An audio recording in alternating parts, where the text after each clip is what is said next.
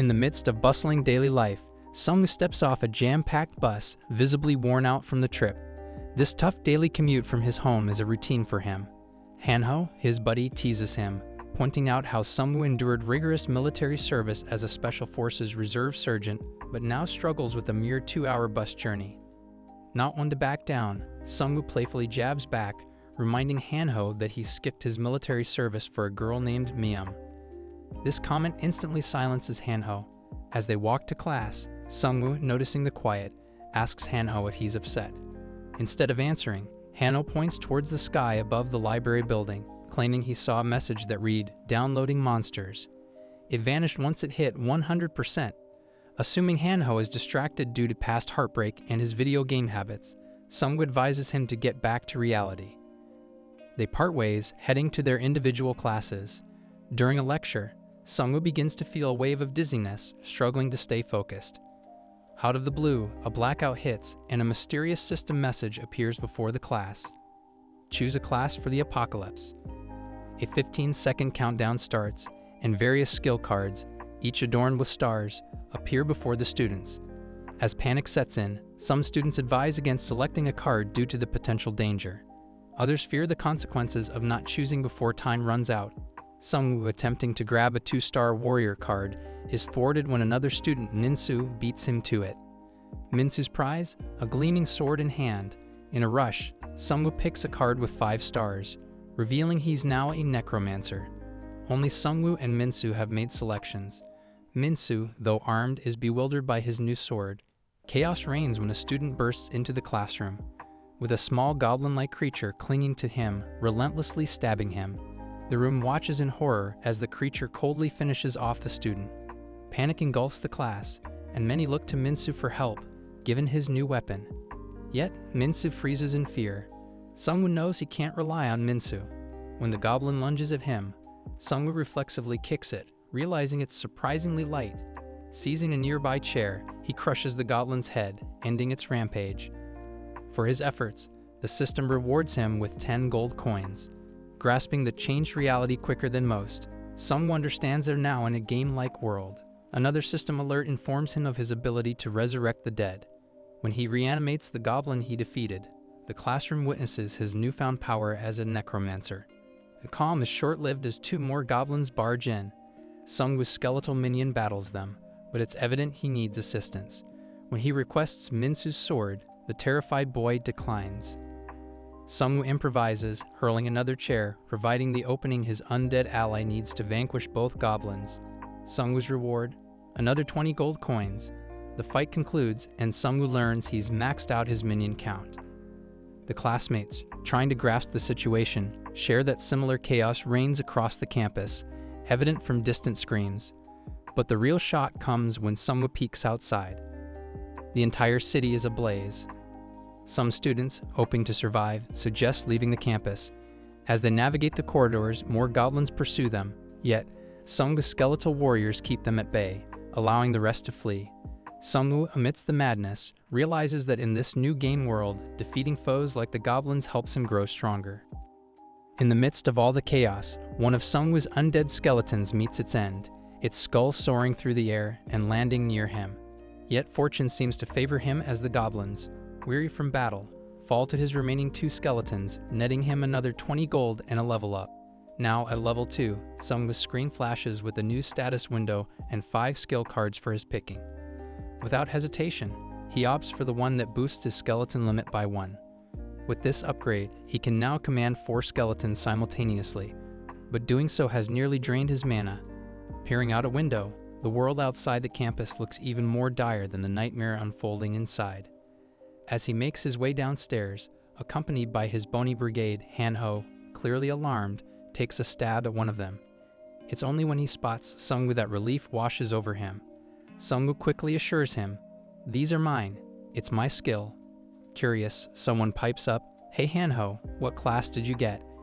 Hanho sheepishly admits to choosing the 1-star rogue class.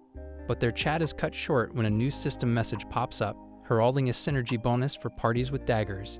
As it happens, if 5 team members wield daggers, they all get a 10% bonus to critical hits and additional gold. It's a fascinating game-like twist. But there's no time to mull it over as another group of goblins, led by a goblin chief, approaches them. The goblins suddenly become weaker, their staffs dropping by 30%, a result of the Scent of Death skill, which activates when there are 4 or more skeletons in a party. But the goblin chief isn't phased. He powers up with his Wild Berserker skill, giving all his goblin minions a surge of strength. Identifying the chief's skill as the problem, Seongwu commands a skeleton to sever the arm the chief uses for the Berserker move. Success. The goblins lose their advantage, and the skeletons dispatch them swiftly. Even the furious chief falls easily. From the chief's remains, Seongwu acquires a rudimentary one-handed spear and the very bracelet that powered the Berserker skill. Giving a nod of appreciation to the skeleton, it responds with a series of eerie bone creaks. Approaching the campus entrance, they encounter numerous survivors. Fearing a panic, Seongwu directs his skeletons to lay low in the copy room. But as they near the exit, Jin-suk, the notorious student council member, known more for his bullying than leadership, blocks them, proudly brandishing his 2-star shield master title. Jin-suk boasts about felling a goblin. He insists that those armed should rally to protect the rest. Minsu, with wide eyes, informs Jin-suk of more goblin whispers nearby. Jin-suk quickly ushers students into the cafe for safety. Seongwu, along with Hanho, eyes a peculiar message on the main gate. Apparently, a magical force bars their way, and to dispel it, they must vanquish the boss monster within a 2-hour, 11-minute window. Failure? The monsters will grow even more formidable. As Seongwu gears up for the challenge, Jin-suk interjects, advising they wait for reinforcements. But Seongwu, convinced this catastrophe is nationwide, dismisses that as wishful thinking. As they debate, a group of goblins interrupts. To the shock of the crowd, Seongwu's skeletons emerge. Initially seen as a threat, Seongwu explains they're on their side, emphasizing his prowess compared to Jin-suk's. The goblins, weakened again by the Scent of Death, fall victim to the skeletons, and with Seongwu's aid, the skirmish is swift. With the goblin body count rising, Seongwu receives a special reward ticket from the system, ranking him 34th out of 100 who achieved it. Back inside the cafe, Seongwu rallies the students, urging them to face the reality. No cavalry is coming, and their only hope is to find and defeat the boss monster within the time limit. One student steps forward, revealing he'd seen the boss atop the building, and it had killed his professor. Knowing where he needs to head, Seongwu looks for volunteers. To his surprise, not a soul steps up, not even Hanho. But Seongwu, determined and needing Hanho's knife buff for his skeletons, isn't taking no for an answer. Amid the chaos, Chisu, a young woman of 23, steps up, revealing she's a 3-star tiger hunter. Seongwu invites Jin-suk to join them on their quest to the rooftop, but Jin-suk, ever the coward, excuses himself, saying he needs to stay and protect the remaining students. As Seongwu, Hanho, and Chisu make their way up, they face a few goblins on the stairs. With Seongwu leading the charge with his skeletons, Chisu deftly takes out 2 goblins from behind with her swift blade skills. Both men can't help but admire her prowess. On a higher floor, they stumble upon a wounded Professor Wang.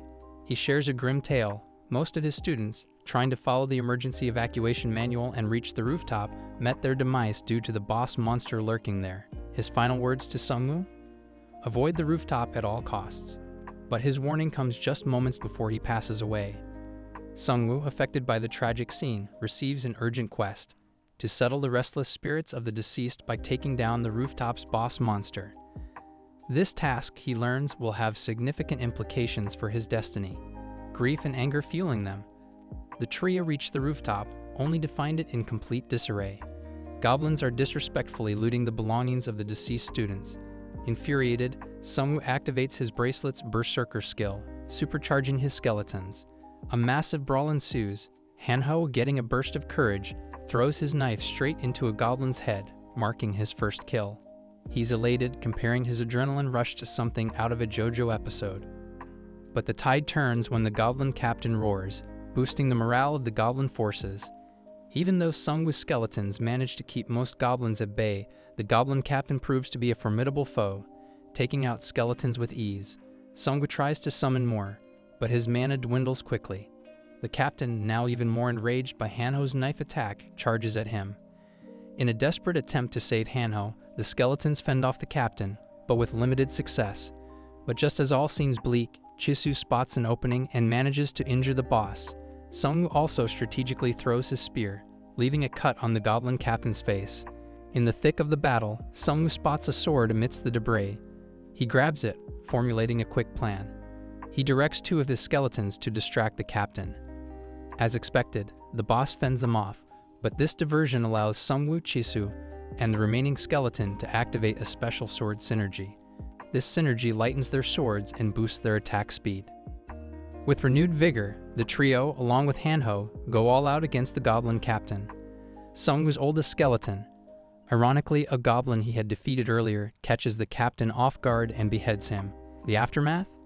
A hefty 255 gold reward and level ups for the team. Seongwu's newly acquired skill lets him craft weapons from bones, and for avenging his professor, he gets the ability to command up to 5 skeletons. Hanho earns a stealthy hood that enhances his ability to hide, while Chisu gains a fire whetstone which might ignite her blade during an attack. But there's no time to celebrate. They need to return to the entrance. As they descend, they overhear students mocking Ginsuk, who's convinced that Seongwu and his team met their end.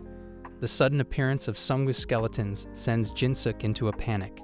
Seongwu, after a brief confrontation, opens the entrance with a mere touch, cementing his leadership and leaving Ginsuk's reputation in tatters. Charging out, Seongwu ushers the students to tail him. Everywhere you look, the ground is littered with lifeless bodies. Seongwu's pretty certain it's the goblin's handiwork. As they progress, Hanho points out a group that seems to have weathered the goblin attack. The resilience they show hints that they've had a few encounters with these monsters before. Ginsuk recognizes a familiar face among them. Taesong Park, the big shot student council president. Taesong, flaunting his leader aura, reassures Seongwu and his crew, suggesting they'd be safer if they joined him. But there's a catch. Taesong wants Seongwu to ditch his monsters because, according to Taesong, they're freaky and could be a menace. On hearing this, Jisoo, never one to mince words, calls Taesong out, exposing his dirty secret about siphoning off student funds. She recounts how she had once flagged his sketchy activities on the university portal. Flustered and red-faced, Taesong doesn't have a comeback. The revelation gets juicier when Jisoo spills more beans. Apparently, Taesong wasn't just a thief, he had a reputation for misusing his status to exploit young women. Hanho's blood boils hearing this, but Seongwu, ever the strategist, suggests they avoid the drama and chart a course through the hill. According to him, monsters would be sparse there given the minimal human activity. While navigating this route, the group encounters a monster, and orc, way mightier than the earlier goblin boss. The orc doesn't waste time and lunges at them. Seongwu, always game for a challenge, anticipates the spoils he'd gain. The battle is fierce. At one point, Jisoo almost becomes orc fodder, but a goblin skeleton jumps in, taking the blow for her. In the thick of the fight, Seongwu, Jisoo, and Hanho combine their strengths, leveraging every trick up their sleeves. With collective effort, they conquer the orc, filling their pockets with 110 gold coins. Not bad for a day's work. Although Seongwu is buzzing from the win, he can't convert the orc into a skeleton due to his summoning limits. But ever resourceful, he molds the orc's remains into bone clubs, gearing up his skeletons. Their weapon synergy becomes evident when they later face off against 5 orcs. Using deserted cars as bait, and a bit of taunting from Hanho, they lure the orcs into an ambush. With their reinforced skeletons catching the orcs off guard, the group efficiently wipes them out, netting a cool 331 gold in total. Riding the victory wave, Seongwu advances to level 4, granting him the power to control up to 7 skeletons. But there's a catch, he's capped at 50 mana. Meanwhile, Hanho unlocks a nifty dagger skill, and Jisoo buffs up, feeling more robust than before. Seongwu hands the sword back to the one-armed warrior skeleton, pointing out that Hanho should stick to his dagger to optimize his skill. En route, they spot 7 orc hunters assailing a bus. Inside, the passengers valiantly fend them off with a spear, but it's evident they won't last long. Jisoo has an idea. What if we ambush the orcs from the front and the spear wielder hits from behind? Yet Seongwu hesitates, wondering if those trapped inside would even collaborate. He quickly cooks up a new strategy. On that besieged bus, 2 figures stand out. One wields a spear and the other a sword and shield. They're doing their best but are clearly on edge, but then a car full of skeletons plows into the orcs, dealing heady blows. As the skeletons go to town, the bus's survivors mistake them for an even greater threat. Their fear only intensifies when they see Hanho knocking on the door, beckoning them. The spearman from the bus, introducing himself, mentions a machine where they can spend gold earned from downing monsters. It's like an E-rank shop. Once activated, there are 3 roulette options: bronze, silver, and gold. Hanho and Jisoo, with their respective amounts, can only go for bronze. Seongwu, boasting a sizable 1552 gold, could opt for silver but recalls an unlimited roulette ticket he snagged earlier. Choosing the gold roulette, luck shines on Seongwu. He wins a legendary item, the Tear of the Sea Spirit, which enhances his mana capacity and recovery speed.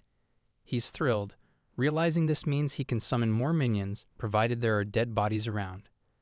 Seongwu tests his luck with the silver roulette next, earning the Vanguard shield. Jisoo gets the Leader of the Expedition Force sword, while Hanho lands a C-rank potion bundle. Distantly, the sounds of battle signal that Taesong's crew is still at it on the sports field. Seongwu and team, spotting their struggle, decide to jump into the fray, this time using a bus. As the bus, driven by the spear-wielding Kyungzui, crashes into orcs, gold notifications keep popping up, delighting the driver. With Hanho and skeletons pitching in, they clear the orcs in no time, and Seongwu invites the survivors aboard.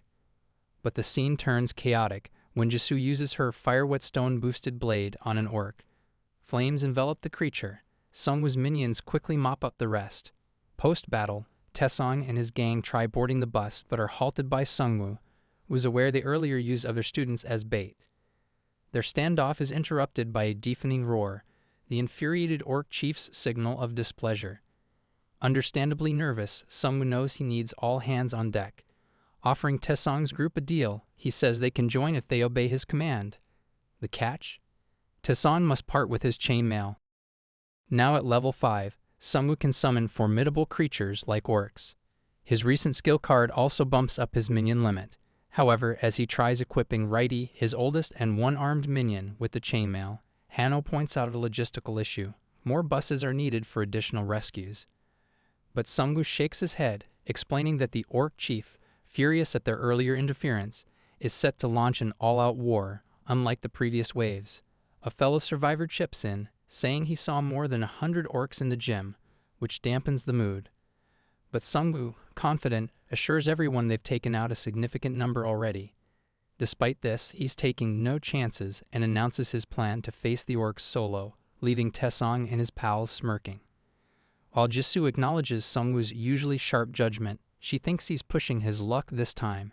After ensuring the survivors' safety, Seongwu, with his loyal minions in tow, moves to confront his next challenge. His friends, from their bus vantage point, keep vigilant watch, ready to swoop in if things go south.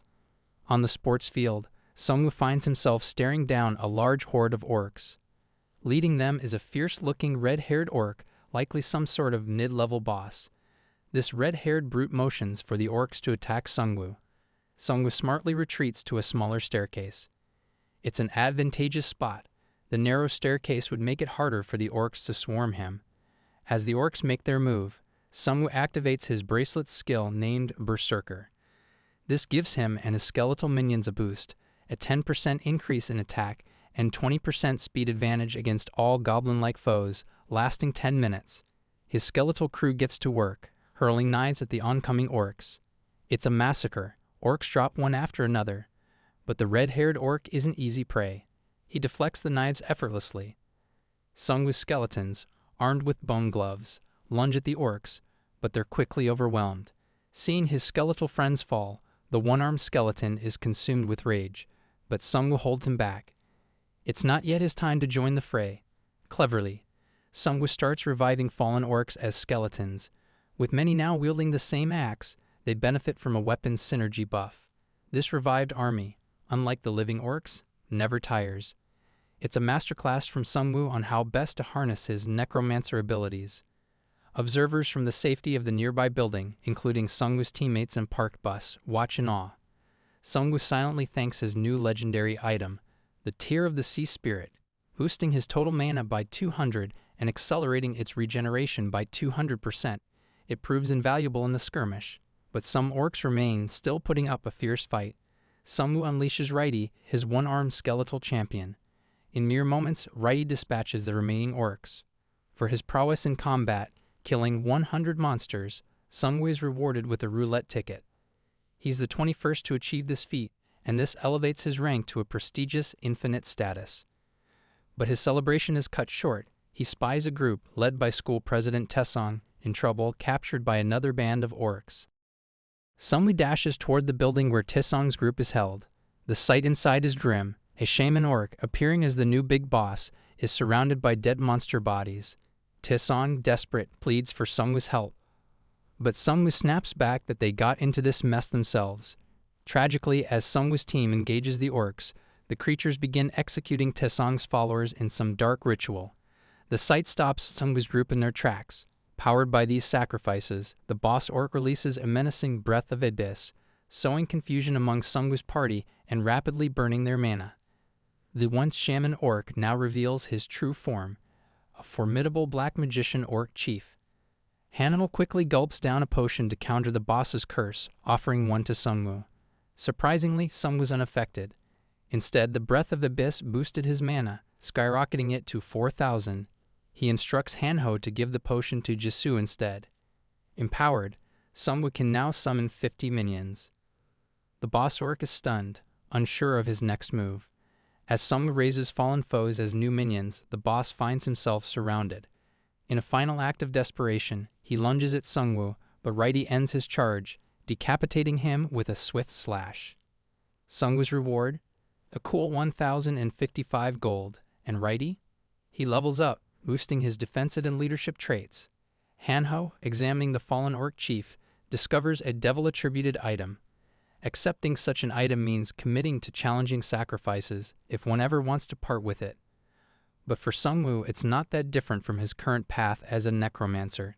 He accepts the item without hesitation.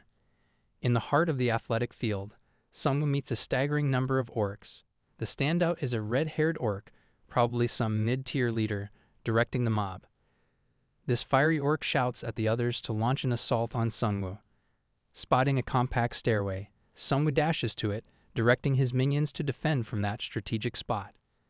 This location only permits orcs to advance in a single file, making it a good defensive position. As the orcs draw near, Seongwu activates his bracelet's Berserker skill. This grants him and his minions a 10% boost in attack and a 20% increase in speed when battling goblin-esque foes. The clock's ticking, only 10 minutes for this effect. Skeletons, part of Seongwu's crew, fling their knives. Orc after orc drops, their numbers thinning fast. But the red-haired orc deflects these flying blades. At Seongwu's command, the skeletons switch tactics and use their bone gloves in combat, yet the orc's sheer force overwhelms them. Witnessing the carnage, the one-armed skeleton rages, itching to join the fray. Seongwu, however, restrains him. His turn hasn't come yet. Then, capitalizing on his necromancer abilities, Seongwu brings the fallen orcs back to life to fight alongside him. A synergy buff kicks in, thanks to 5 orcs carrying identical axe weaponry. These orc-skeleton hybrids don't fatigue like their living counterparts and relentlessly mow down the orc army. Meanwhile, from a nearby building's windows, onlookers gape in awe at Seongwu's prowess. His buddies on a bus nearby share in the jubilation, impressed by his strategies. Seongwu, on the other hand, marvels at his new legendary sea spirit item, which beefs up his mana capacity and its regeneration rate. Still, a stubborn group of orcs continues to resist. So, Seongwu signals to Righty, one of his minions. In a blink, Righty dispatches the remaining orcs. An in-game alert tells Seongwu he's slain 100 monsters and achieved the 21st slot in this feat. This bumps his rank to infinite status, a privilege shared by only 100 players. Suddenly, they spot a bus ramming into the main gate. There's trouble afoot. School President Taesong and his crew are orc captives. Seongwu, ready to stage a rescue, marches in their direction, inspiring other awoken ones to rally behind him. Inside, he finds Taesong's team imprisoned. A shaman orc, presumably their new leader, is there surrounded by fallen monsters. As Seongwu preps his team, a chilling scene unfolds. The orcs slaughter members of Taesong's group as part of a ritual, empowering the boss orc. Witnessing this, some of Seongwu's group halts in shock. This boss then releases the Breath of Abyss, confusing Seongwoo's allies and rapidly draining their mana. Emerging from the shadows, a reinforced boss monster reveals himself, a junior black magician orc. Manhwa, one of Seongwoo's crew, gulps down a potion, countering the effect of the abyss. He offers some to Seongwoo, but strangely, the abyss's effect has supercharged Seongwoo's mana. Now Seongwoo can conjure 50 minions simultaneously. This wasn't part of the boss's plan, leaving him rattled. In the midst of this chaos, Jisoo and Manhwa attempt to face off with the boss. However, Seongwoo halts them, and with his newfound might, resurrects every fallen being in the room. This strategy hands Seongwoo an array of weapon synergies, making him a formidable force. Though the orc chief manages to crush numerous skeletons, they persistently revive. The chief, unnerved by the transformed Seongwoo, seeks an escape. However, Seongwoo's minions, forming a barricade, block his path.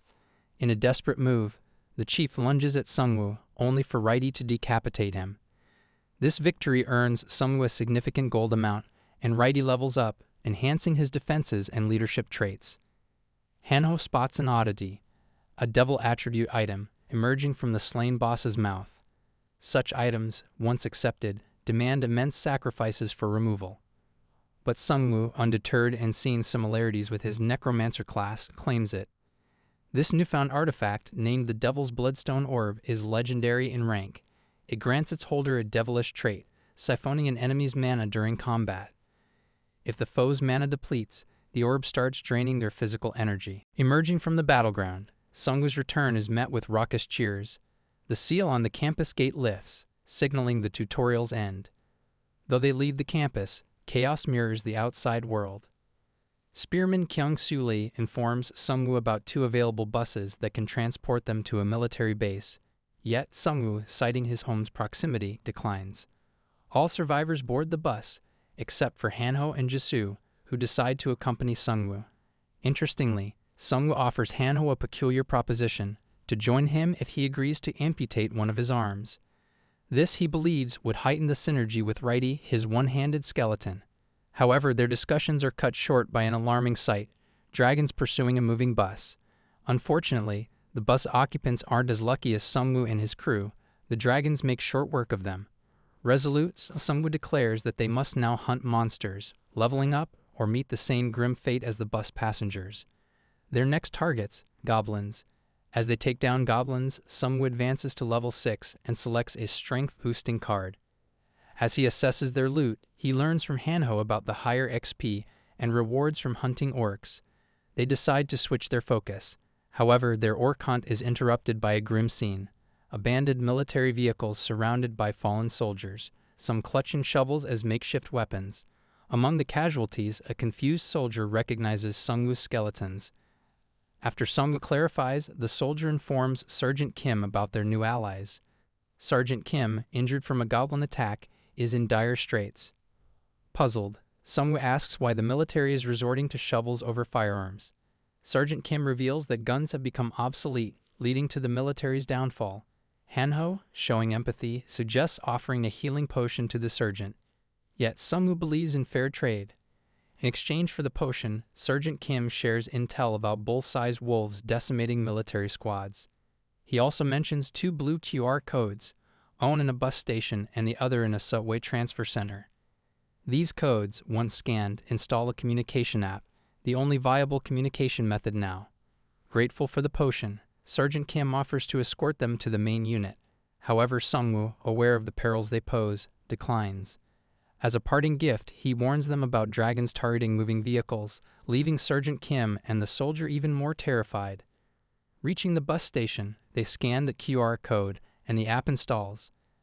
An official announcement heralds the game's official launch, detailing the player statistics and highlighting an upcoming class card selection in 3 days. Seongwoo checks the app's message board, noting the high cost of posting.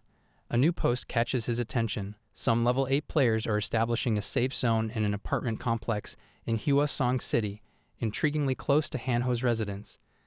Though tempted, Seongwoo is wary of their higher level. As they head towards the 8 apartments, the post gets deleted, replaced by another cautioning readers to disregard the previous message. The post author sports vampire-like long teeth. Meanwhile, in the city, a father tries to shield his daughter from encroaching goblins using a baseball bat. Just as they seem doomed, a flying knife pierces a goblin's head. It's Seongwoo's minions to the rescue, who effortlessly eliminate the goblin threat. Seongwu offers to safely escort the father and his daughter to their home. However, the dad explains that their house is just around the corner, and they had only ventured out in search of food. Grateful, Seongwu generously shares some of his food with them. While they talk, two crafty goblins make a beeline for the basement. Turns out that basement doubles as a dungeon. Manhwa, curious, asks if they should pursue the goblins into the depths. The father hesitates before advising against it. He reveals that a man named Avradov once operated a karaoke joint there, but rumors suggest something far more sinister than goblins lurk below. Heeding the warning, Seongwu and his crew decide to tackle a different challenge: the Elder Slime Shrine. Inside, they face off against slimes, each rewarding 140 gold upon defeat. A significant detail about these slimes: their corrosive nature allows them to melt metal, but interestingly, not bones. This gives Seongwoo's skeletal minions a distinct advantage. However, the tide turns when the boss Elder Slime emerges, effortlessly crushing one of Seongwoo's orc skeletons.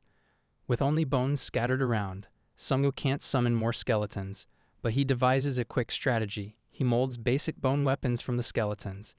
Jisoo, seizing the moment, hurls a skeleton towards the formidable slime. Using it, Seongwu crafts 2 more bone spears, landing solid blows on the boss.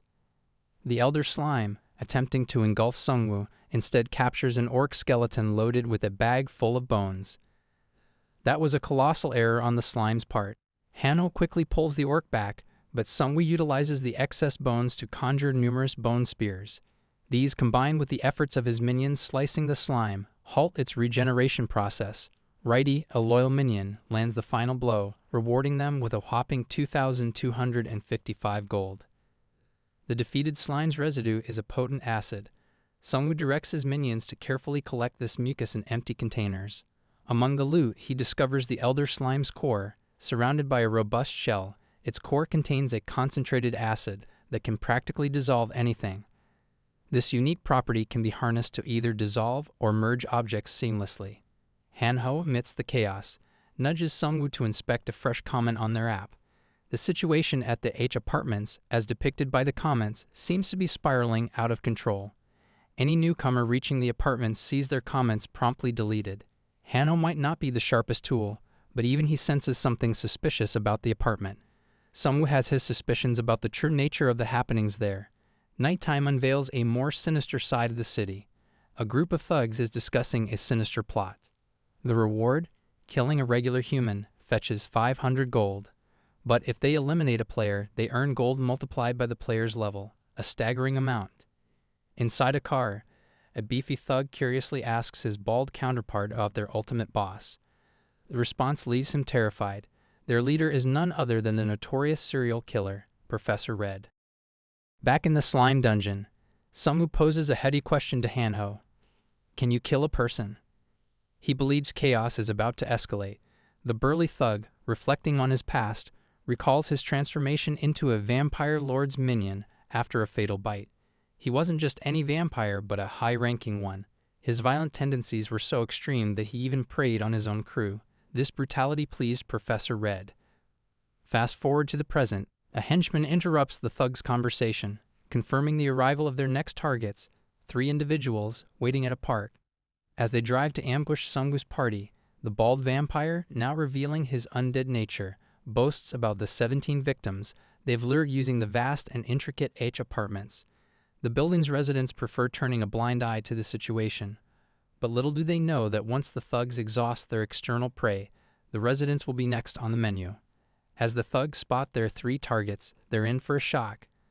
The targets are just decoy bone skeletons set up by Seongwu.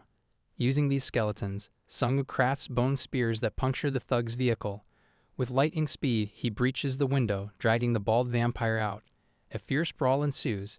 Questioning the vampire about the hostages, the situation takes a dark turn. In a fit of rage, the bald vampire beheads his own henchman. Morphing his wrist bones into a deadly blade, he then gruesomely drinks blood from the decapitated head. This macabre act heals him and even boosts his stats. Once a 3-star ninja, The vampire's powers were significantly amplified after Professor Red's bite. Despite the dire circumstances, Seongwu remains undeterred, ready to confront whatever challenges await. When someone's turned into a vampire, they start at level 1. However, it's not as limiting as it sounds. If they target humans instead of monsters and drink their blood, they can take on the victim's stats. The bald vampire goes berserk, temporarily boosting his abilities by 20%. But this comes with a downside. After this rush, he'll suffer a 50% stat reduction for a whole 10 hours. Seongwu reckons this vampire class is more brutal than even his own necromancer abilities. Seongwu rallies Hanho and Jisoo, instructing them to stay behind him. He signals his skeletons to strike the vampire, but this creature is incredibly moving fast and easy, avoiding their moves with ease. As the vampire lunges for Seongwu, he deflects the blow with his shield. Jisoo comes in, slashing with her blades, but the vampire sidesteps effortlessly. In a whirl of motion, Hanho hurls a barrage of daggers, which only seems to irritate the creature more. Suddenly, the vampire charges at Hanho. Righty intervenes, deflecting his assault. As Righty tries to end the vampire, the creature swiftly dodges, leaving Seongwu to counter with his shield. However, with one powerful strike, the vampire shatters Seongwu's defense. As the two engage in a fierce duel, Jisoo sneaks in, her sword aflame, attempting a surprise attack, but the vampire's reflexes are too sharp. When all seems bleak, Righty swoops in from Jisoo's rear, severing the vampire's arm, but backup arrives just in time for the vampire, causing even his fellow thugs to recoil in fear at his true nature. As his limb regenerates, Jisoo quickly cuts it off once more. An orc skeleton lunges at the vampire, who easily overpowers it. But this is merely a diversion. Seongwu thrusts through the skeleton, impaling the vampire. With one swift move, Seongwu decapitates him, netting the party 1,000 gold for defeating a level 1 player. Seongwu pieces things together about the happenings in the 8 apartments. Players were being hunted for their gold and experience. The thugs, now surrounded by Seongwu's minions, are commanded to drop their weapons. Through them, Seongwu learns of their elusive boss, though details are sparse. He's told of the 21 or 22 victims, enraging him. Deeming them a threat to innocence, Seongwu orders their elimination, earning an additional 5,000 gold. Both Hanho and Jisoo are taken aback but concur with Seongwu's decision. By morning, a post surfaces online detailing the sinister activities of those at Apartment H. Sergeant Kim rejoices when he reads the account, recognizing Seongwu's handiwork. Posts praising Seongwu's crew flood in, though none identify him by name. Somewhere in a desolate structure, a shadowy figure smiles at these comments, then departs for parts unknown. Hanho then shares a new tip about a user named Prosecutor who's offering a platform for those low on gold. Amid the discussions, many speak of lost loved ones or share information on various game mechanics. Reaching Hanho's home, the sight of deceased orcs greets them. Inside, a touching reunion takes place as Hanho reunites with his parents, who never picked a class card. They share their tale of repelling the orcs with pesticides, much to everyone's astonishment. As they enjoy a meal together, Hanho's mother serves green tea, expressing her gratitude to Jisoo and Seongwu for looking after her useless son. As the night deepens, a gang of bikers outside seems to take interest in the building, while inside, a refreshed Jisoo is thankful for the shower and pajamas provided by Hanho's mother. Seongwu, Hanho, and Righty are freshening up with a quick shower.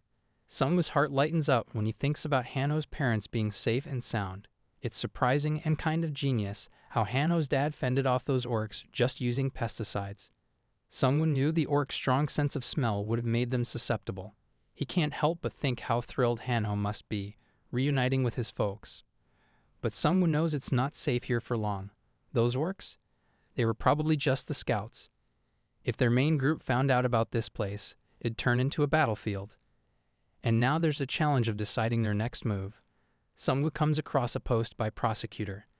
This guy mentions that he, along with a friend who is a 3-star pioneer, have set up a safe zone in Yongdong Station. But it's not free. Staying safe there costs either gold or resources, since maintaining that safe zone is energy draining for the pioneer. As much as Seongwu is doubtful, the world's changed. It's all a game now. But the station is too far for Hanho's parents to travel. Then Seongwu spots another post. It's from someone named Chief Gu. He's also a 3-star pioneer, and has a haven in Hwasong Fortress just a bus ride away. They decide that's where they'll head next. In the midst of bustling daily life, Seongwu steps off a jam-packed bus, visibly worn out from the trip. This tough daily commute from his home is a routine for him. Hanho, his buddy, teases him, pointing out how Seongwu endured rigorous military service as a Special Forces Reserve Sergeant, but now struggles with a mere 2-hour bus journey. Not one to back down, Seongwu playfully jabs back, reminding Hanho that he skipped his military service for a girl named Miam. This comment instantly silences Hanho. As they walk to class, Seongwu, noticing the quiet, asks Hanho if he's upset. Instead of answering, Hanho points towards the sky above the library building, claiming he saw a message that read, "Downloading monsters." It vanished once it hit 100%. Assuming Hanho is distracted due to past heartbreak and his video game habits, Seongwu advises him to get back to reality. They part ways, heading to their individual classes. During a lecture, Seongwu begins to feel a wave of dizziness, struggling to stay focused. Out of the blue, a blackout hits, and a mysterious system message appears before the class. Choose a class for the apocalypse. A 15-second countdown starts, and various skill cards, each adorned with stars, appear before the students. As panic sets in, some students advise against selecting a card due to the potential danger. Others fear the consequences of not choosing before time runs out. Seongwu, attempting to grab a 2-star warrior card, is thwarted when another student, Minsu, beats him to it. Minsu's prize? A gleaming sword in hand. In a rush, Seongwu picks a card with 5 stars, revealing he's now a necromancer. Only Seongwu and Minsu have made selections. Minsu, though armed, is bewildered by his new sword. Chaos reigns when a student bursts into the classroom, with a small goblin-like creature clinging to him, relentlessly stabbing him. The room watches in horror as the creature coldly finishes off the student. Panic engulfs the class, and many look to Minsu for help, given his new weapon. Yet, Minsu freezes in fear. Seongwu knows he can't rely on Minsu. When the goblin lunges at him, Seongwu reflexively kicks it, realizing it's surprisingly light. Seizing a nearby chair, he crushes the goblin's head, ending its rampage. For his efforts, the system rewards him with 10 gold coins. Grasping the changed reality quicker than most, Seongwu understands they're now in a game-like world. Another system alert informs him of his ability to resurrect the dead. When he reanimates the goblin he defeated, the classroom witnesses his newfound power as a necromancer. The calm is short-lived as 2 more goblins barge in. Seongwu's skeletal minion battles them, but it's evident he needs assistance. When he requests Minsu's sword, the terrified boy declines. Seongwu improvises, hurling another chair, providing the opening his undead ally needs to vanquish both goblins. Seongwu's reward? Another 20 gold coins.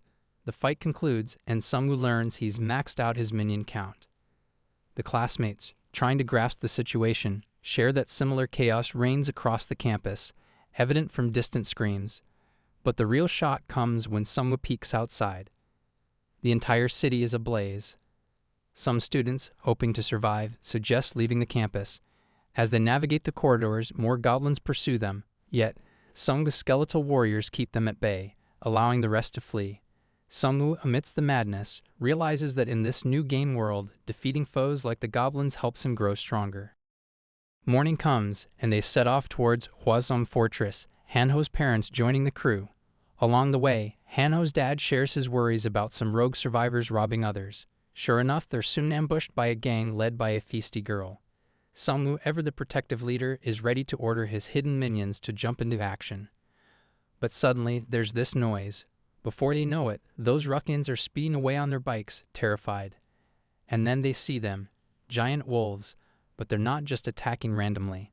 Seongwu thinks quickly.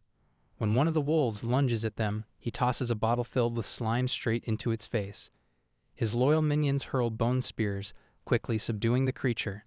Another wolf, seeing an opportunity, tries to escape but falls into Seongwu's trap, ending up with a mouthful of slime. Writing finishes this one off with precision. The final wolf is overwhelmed and soon defeated. The reward? 240 gold for each wolf, pushing Seongwu up to level 7. After the skirmish, Seongwu senses Jisoo-yoon's unease. He tries to assure her, but he himself is unsure about Hanho's progress. He even attempts to resurrect a wolf, but his current level doesn't suffice. The next day's journey is abruptly interrupted by a sight from a window, a military helicopter pursued by menacing wyverns. To everyone's shock, a particularly massive wyvern emerges and shreds the helicopter to pieces. With wyverns still perched on rooftops, the group decides to lay low until the creatures leave. As night falls and the wyverns still lurk, a sudden message appears. It's time to pick a class card, a tool to help them survive this chaotic world. Hanho urges his parents to aim for the stars, literally.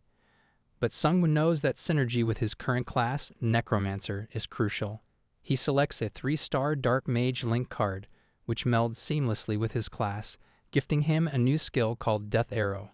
Meanwhile, Hanho, in his rush, ends up with a 1-star Priest card. Hanho's dad becomes a 3-star Pioneer, a decision that pleases Seongwu as it negates their need to reach Hwasong Fortress. Hanho's mom, however, chooses a 1-star Chef card, drawing some playful chiding from her son. Jisoo acquires a 3-star Hitman card, heightening her senses in dangerous situations. Eager to pull her weight, she's determined to get stronger for Seongwu's sake. Curious about the Pioneer abilities, Seongwu asks Hanho's dad to shed some light. The skill, as explained, creates a protective zone spanning 2,150 square feet and up to 33 feet in height. It uses up mana at a steady rate, and if that runs out, it consumes gold instead. It's clear the world they now inhabit will test their resourcefulness and strategy at every turn. Seongwu and the crew were discussing the shield around their safety zone. It could self-repair but wasn't immune to strong blows. With caution, Seongwu emphasized that it should be their last resort, fearing potential abuse by other groups with Pioneer skills. Just then, the wyverns, rested from their break, soared away. Checking their resources, Seongwu turned to Hanho. Find a store or a roulette machine location on the forum. We need to power up. However, the sudden hum of motorbikes nearby made them tense. Seongwu suggested that they could inquire from these bikers about a store's whereabouts. It turned out these bikers, or delinquents, had been holed up in a meat shop hiding from the wyverns. Their leader, Taeson, was itching to gather more gold for another chance at the roulette. When he reached his base, it was unusually silent. Inside, the atmosphere was heady. His crew broke the news. Their mate, Eugene, had been transformed into a lesser vampire by a full-blooded one. Heartbreak shifted to tension when a second vampire emerged, questioning Taeson about why he had taken out their previous leader, Woo-seok. Taeson replied he had no option since Woo-seok, after turning into a full-fledged vampire, went on a murderous spree. Suddenly, Seongwu's squad walked in, clearly unhappy with their welcome by these thugs. Words were exchanged, tensions flared, and a full-blown fight erupted. The vampire, initially underestimating Seongwu's crew, soon found himself in a tight spot. Jisoo, wielding her fire-boosted blade, successfully took down the vampire, using her supreme sense to evade his attacks. Seongwu's new skill also gave them an upper hand, weakening the vampire while bolstering his own crew. The situation was clear to Taeson. He pleaded with Seongwu, insisting that he wasn't affiliated with the vampire. Seongwu was unmoved and demanded everything they had. Hanho quickly pointed out that their loot was disappointing. While discussing the recent battle, a thought crossed Seongwu's mind. The increase in lesser vampires indicated a bigger threat. These lesser beings were being used by a more formidable vampire to collect resources. They realized that they were dealing with an adversary who was strategic and cunning. The group's recent encounter with a single vampire had been tough. Facing multiple ones would be disastrous. Eager to divert their attention and be in Seongwu's good books, Taeson offered to lead them to a nearby store. Just as they were about to proceed, a red alert from the game system flashed before them. It posed a question about the fate of players who didn't select a card during the second-class selection. A chill ran down their spines as they realized the gravity of the situation. Minsuk, one of the delinquents, confessed in a panic that he hadn't chosen a card, along with another person named Chae. Before they could process the information, another alarming system message appeared. Those who didn't pick any cards were about to be turned into monsters. Minsuk's transformation into a fearsome creature is imminent, and he urgently advises everyone to stay clear. A surge of fear washes over Seongwu, knowing fully well that once the transformation completes, these creatures would be an overwhelming force. Seizing the moment, Seongwu instructs his crew to strike before the metamorphosis fully takes hold. As his minions dived into the attack, one of his skeletal soldiers falls, undone by a werewolf's powerful strike. which only underlines the urgency to neutralize the threat before full transformation. In the end, the group's combined efforts do prevail. For their victory, Seongwu bags 6,000 gold and advances to level 8. This amazes him. The werewolves they tackled near Hanho's place fetched just 240 gold coins apiece, but these semi-transformed ones were worth a whopping 3,000 gold each. As he levels up, Seongwu randomly picks stats cards, boosting his speed by 3. Hanho voices his concerns about facing more such formidable monsters. Seongwu, reassessing his previous reservations about resurrecting humans, decides to bring both werewolves under his command, valuing their potential power against vampires.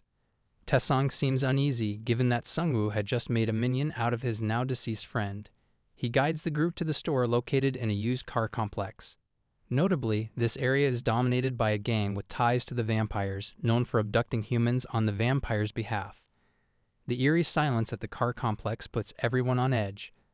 As they delve deeper, they hear agonizing screams, leading them to a standoff between a bear-like monster and a vampire. The bear, Seongwu observes, must have once been a human. Restrained, the man couldn't pick a class and consequently underwent the transformation. Now, the bear and vampire clash fiercely. But as they wear each other out, Seongwu's newly acquired werewolf minions step in, swiftly ending the battle. Earning gold from the bear's defeat, Seongwu adds the creature to his minion roster. They then spot a familiar bus, the same one Kyungsoo, their schoolmate, drove. The realization that their peers might have been captured by vampires dawns upon them. However, they're interrupted by Taesong's old friend, Eugene, now a thrall of the vampire lord. This powerful creature derides Seongwu, branding him an insignificant bug, and afflicts him with a curse. Even after a powerful counter-kick from Seongwu, the curse remains, revealing itself as a tracking mark. This means Seongwu's position will be betrayed to the vampire lord every 12 hours. Despite the pressing situation, they find a moment to visit the D-rank store, which offers different goods than the school's roulette machine. Holding back his special ticket for later, Seongwu takes his chances and is rewarded with an exclusive skill, Refuge in the Void. This provides a recovery space for his minions and allows instant summons, with an additional potent subskill that can unleash a deadly curse. His companions, Hanho and Jisoo, also try their luck. Jisoo acquires a B-rank survival package, while Hanho snags a piece of armor named Tough Bullhide Cuirass.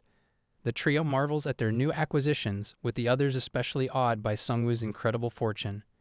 With this new skill, Seongwu can now travel without alarming others, given that he can hide his minions till needed. Shifting scenes, we find Spearman Kyungsoo amidst a sea of fallen bodies, lamenting his choice to split from Seongwu's group outside the college. They had aimed for a military base, but what they found there was only ruins. The rest of the survivors were quick to pin the blame on Kyungsoo, who put forward the military base idea. A friend whispers about the Hwasong fortress. Deciding to move there proved a mistake, as they met a horde of monsters and hostile humans. Suddenly, one of the vampires delivers a hard kick to Spearman Kyungsoo, joking about turning him into a meal.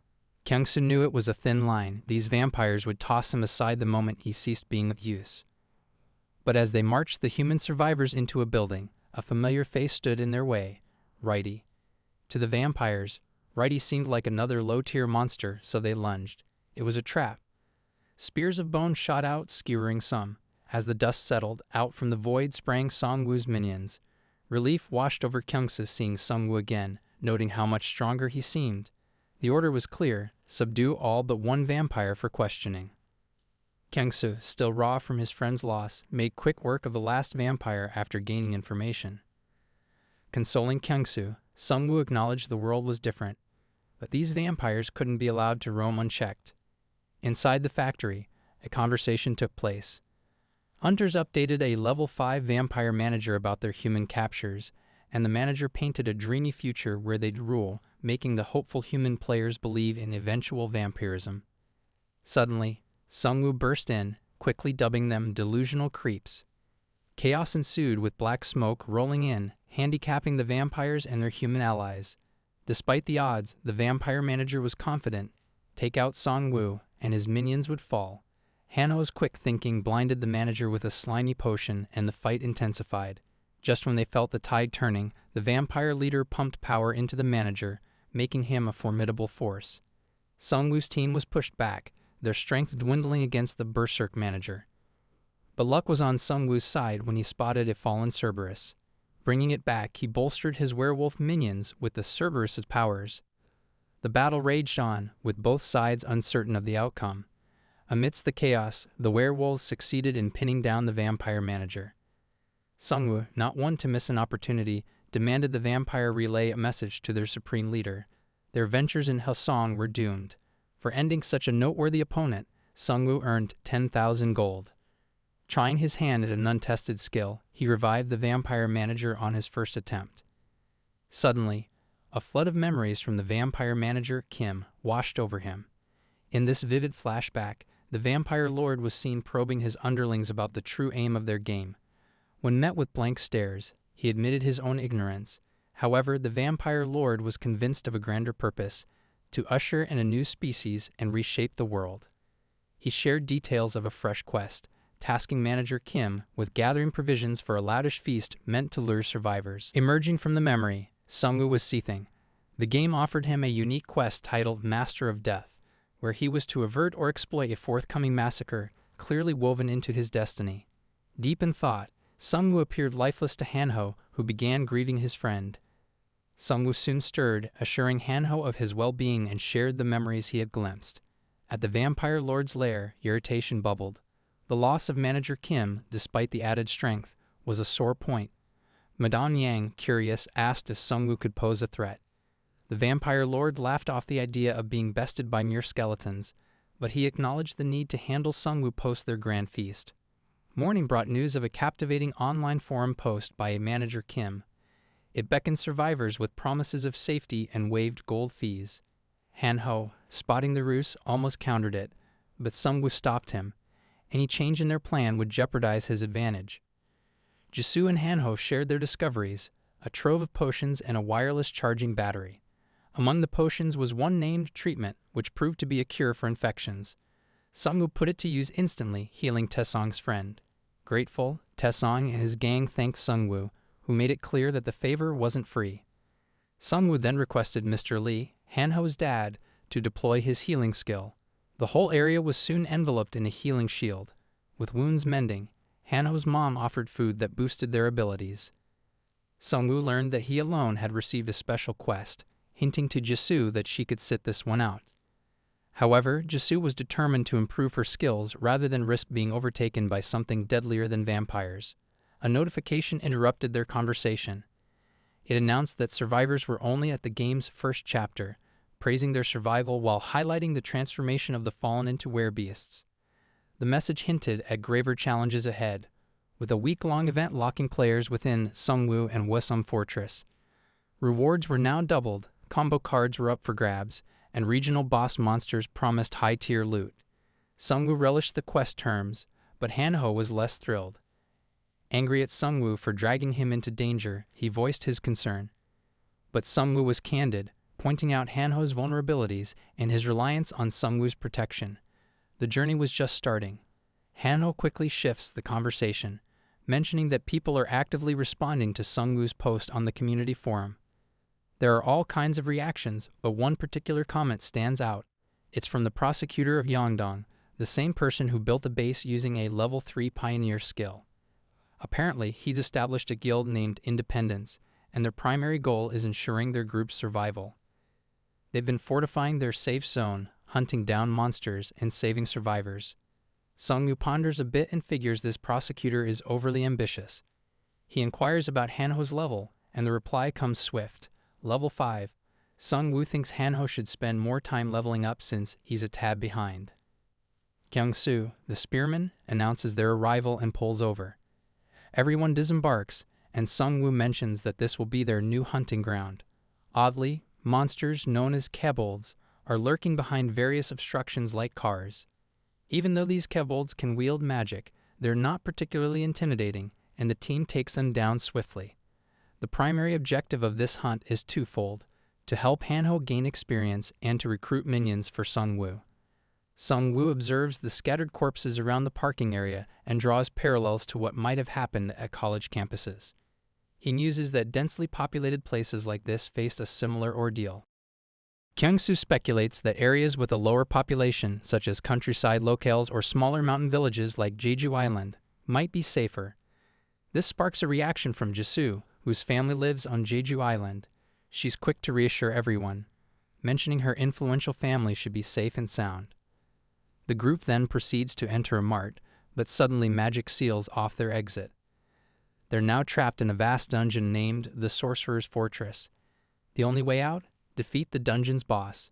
Without warning, a large magical circle forms, and the party members find themselves teleported to various spots within the dungeon. Hanho lands in a tricky situation, surrounded by chattering kobolds who gleefully note he's all alone.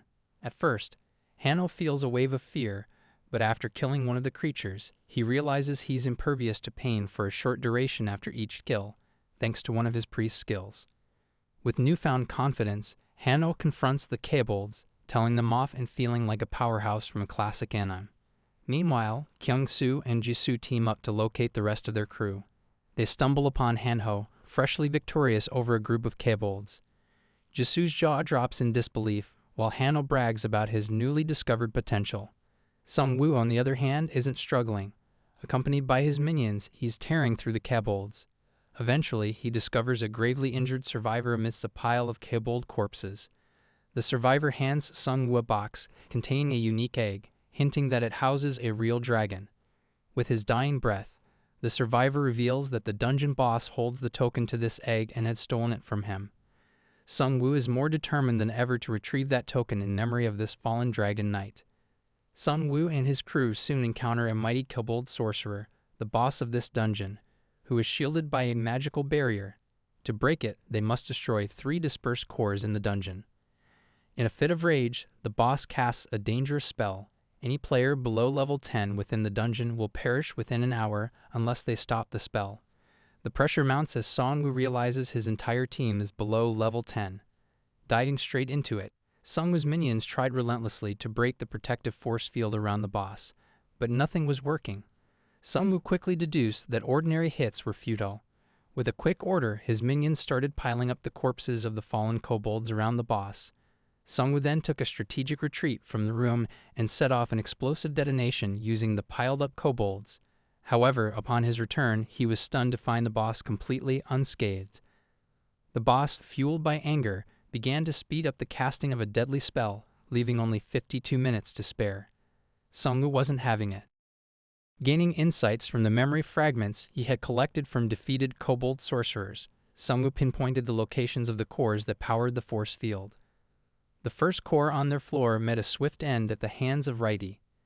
Time was slipping fast, with only 19 minutes remaining. As they ascended to the next floor, the scene was littered with kobold corpses, likely the handiwork of Jisoo. Nearing the second core to Seongwu and Righty's amazement, Hanho was in action, showing the kobolds who's boss. Jisoo informed Seongwu that she'd already taken out a core on her floor. Hanho, proving to be incredibly effective, insisted they hurried to the final core. As they closed in on their objective, desperate kobolds swarmed them, attempting to defend the last core.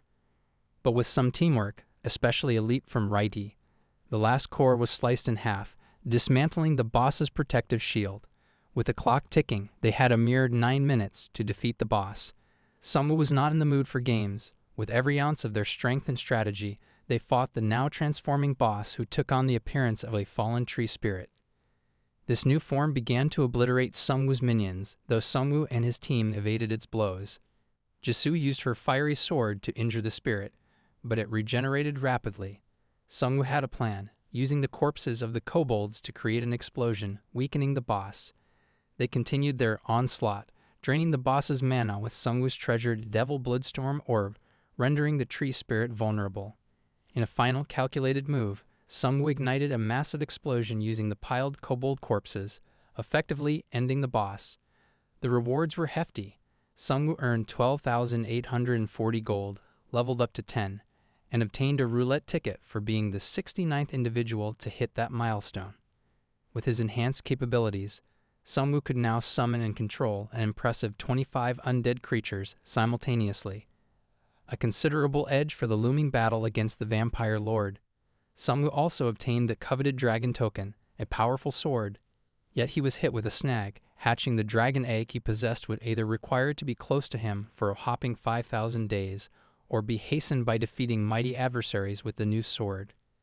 Hanho humorously pointed out that it would take a full 13 years to hatch the egg through proximity alone. Suddenly, Taesong, who was undercover at Haegling Square, sent word to Seongwu. Hundreds were present, but the anticipated vampire appearance was yet to occur. Seongwu was also informed that these covert messages weren't cheap, costing him 300 gold each. Amidst these updates, Seongwu's orc skeleton made a discovery: 2 fallen werewolves, likely casualties of the tree spirit. Seongwu promptly revived them, boosting his werewolf count to 5 and overall minion count to 15. Seongwu concluded that the present moment was right to move on Hwaseong to put an end to the vampire menace. But as the unsuspecting survivors awaited in Haegling Square, unseen vampires observed them, ready to act. Their second-in-command hinted at a plan in motion, focused on the one who had dared to assault their factory.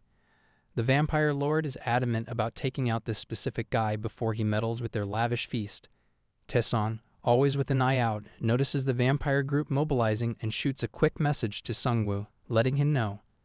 Interestingly, Seongwu learns from the vampire lord's specialized curse skill that their destination is the elementary school. Upon arrival, a dead werewolf sprawled atop a car catches their attention. Fresh wounds suggest that Seongwu's minions might have been the culprits. Blood smears lead them to a nearby auditorium. Bursting through its doors, their advance is led by a powerful vampire master capable of taking on 2 werewolves simultaneously. This master is reputed for being the right hand of the vampire lord, but surprise, surprise. Inside, they find Seongwu, backed by his loyal minions. The overconfident vampires mistakenly assume they have the upper hand. Thinking he's cornered, they pursue him, but Seongwu cleverly lures them into a trap. Suddenly, from the shadows, Seongwu springs forth his hidden minions. Zombies rise, with a bloodlust amplified by the death response. The scene turns chaotic as zombies tear into the vampire ranks. Righty, always reliable, buffs the skeleton minions, further strengthening the onslaught. A female vampire, in a desperate bid, lunges for Seongwu, but fireballs from the ever-vigilant kobold sorcerers intercept her. Righty, seeing the opportunity, swiftly delivers the killing blow, netting Seongwu a neat 2,000 gold. However, the vampire master still stands, defiant and powerful. As he soars towards Seongwu tactically detonates a nearby zombie, staggering the master. Seizing the moment, Ravo pounces on him, and with one masterful stroke from Seongwu's nameless sword, the vampire master meets his end. This victory earns Seongwu 20,000 gold and shaves off some days from the dragon egg's hatching time. Reviving the defeated vampires as minions, Seongwu discovers a synergy in his party because of his numerous vampire skeletons. The bonus? They all gain enhanced bleed damage, and when down, they go berserk, supercharging their stats. Meanwhile, Jisoo and Hanho, blending in with the survivors, are getting a feel of the situation. They notice the vampires becoming increasingly paranoid, even going to the extent of disarming the survivors. The vampire lord's haste is evident, and Seongwu realizes it's a reaction to the defeat of his minions. Amid the survivor camp, an old player's attention is caught by the sight of werewolves displayed prominently. Jisoo and Hanho, when their turn to disarm comes, find solace knowing their weapons are safely stashed away, thanks to their trustworthy gang member, Young Chick, a skilled 2-star thief. The atmosphere thickens when the vampire lord and his cohort make their grand entrance. Masks hide their identities, but Jisoo and Hanho know the vampire lord's true face. As the vampire lord begins his menacing monologue, declaring vampires the next evolution of humanity, panic grips the survivors. Just when it seems bleakest, Spearman Kyung-soo crashes in with a school bus, creating a breach in the electric fences. Weapons in hand, Jisoo and Hanho swiftly guide survivors to safety. Yet the highlight is Seongwu's entrance, challenging the vampire lord directly, calling him the Mosquito King. The situation escalates. As a werewolf lunges at the vampire lord, it's revealed to be stuffed with goblin corpses. Seongwu detonates them, causing a massive explosion, wounding the vampires and their leader. In a tactical retreat, Seongwu lures the vampires into the raid bus, causing another explosion, decimating a chunk of their forces. Yet, the vampire lord's strength seems undeterred as a red energy emanates from his hand, signaling his recovery. In a chaotic turn of events, Madame Yang is hot on the trail of survivors, with her band of player collaborators in tow.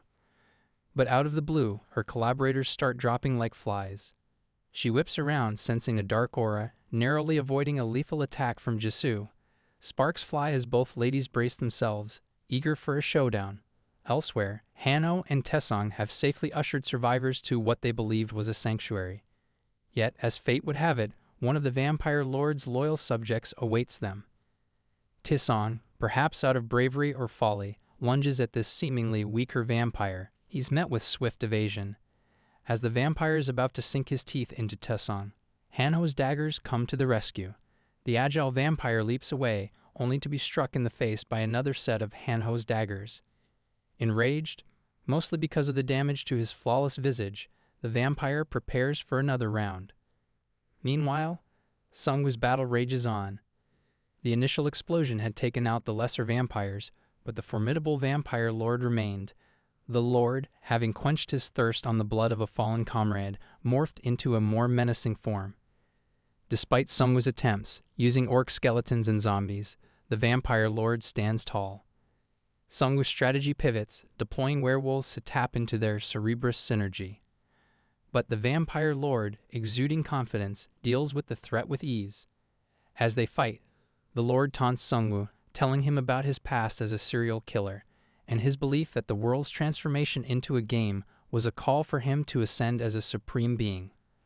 But Seongwu remains unyielding, convinced that today would mark the end for the vampire lord. Just then, a telepathic distress call reaches the vampire lord from a battered Madame Yang.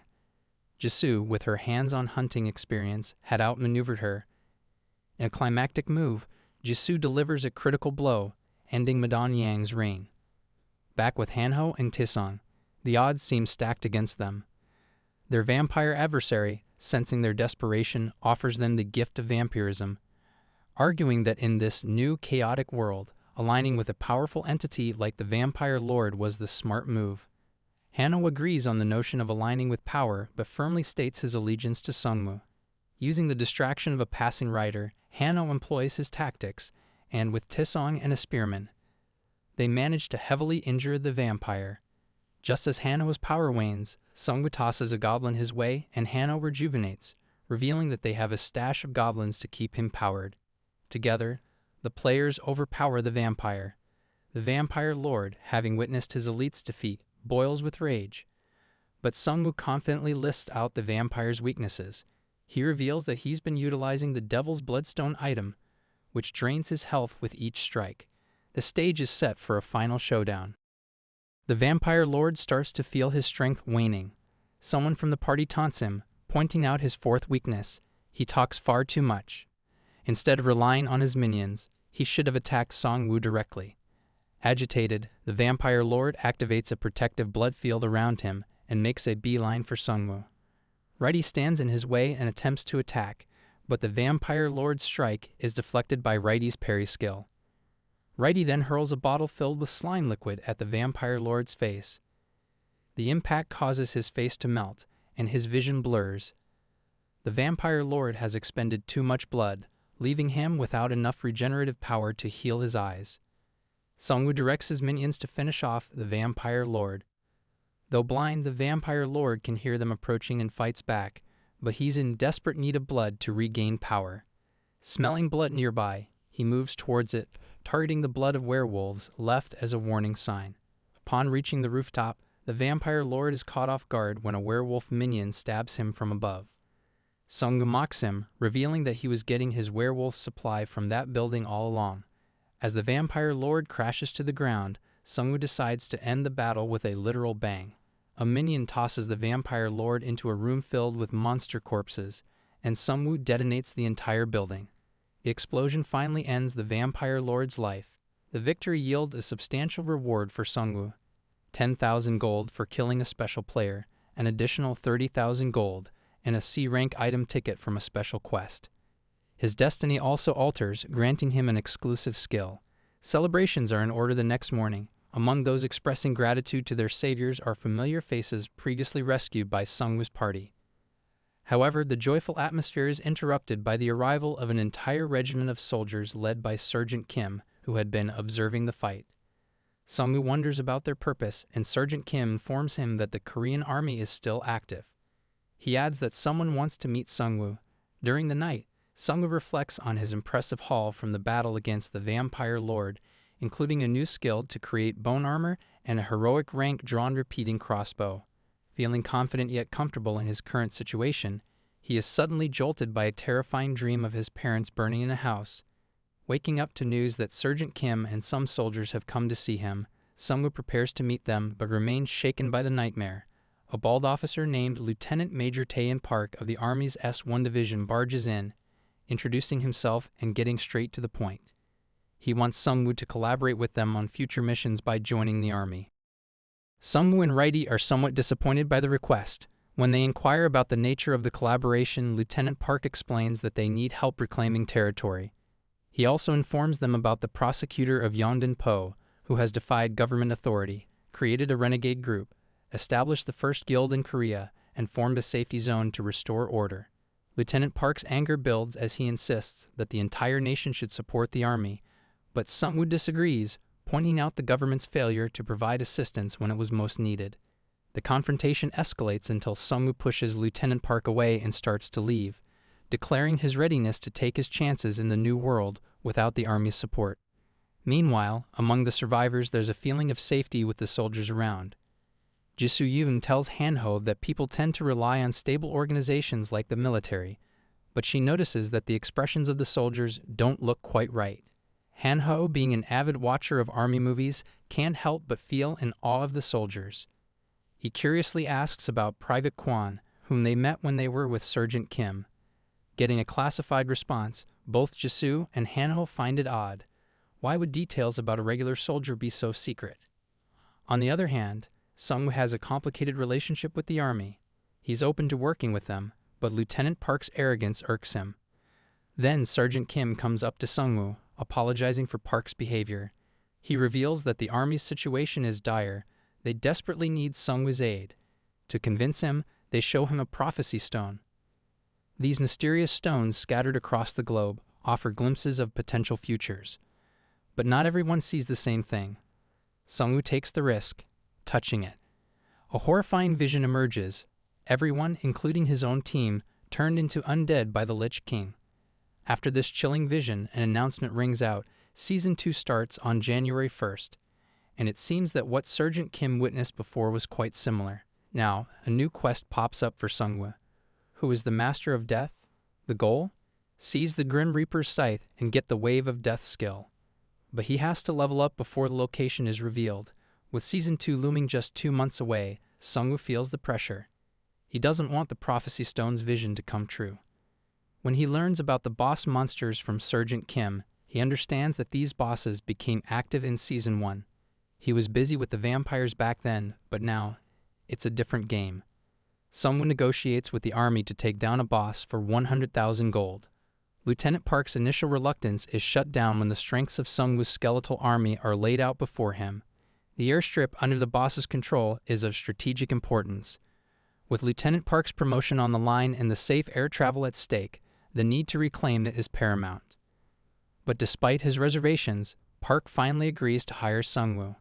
While prepping, they meet Sergeant Kang, a formidable soldier and the sole survivor of a prior boss encounter. Learning of Seongwu's level 10 status shocks him and his comrades. How did Seongwu surpass them? Seongwu coolly suggests tackling stronger foes than mere orcs. Back at Seongwu's camp, the number of survivors grows.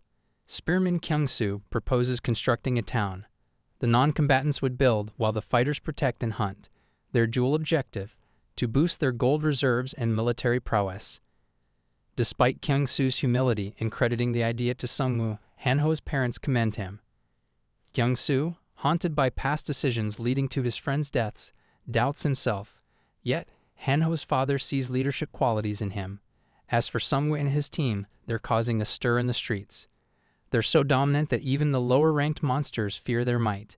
Seongwu's team ventures into a building, stumbling upon a blacksmith's shop.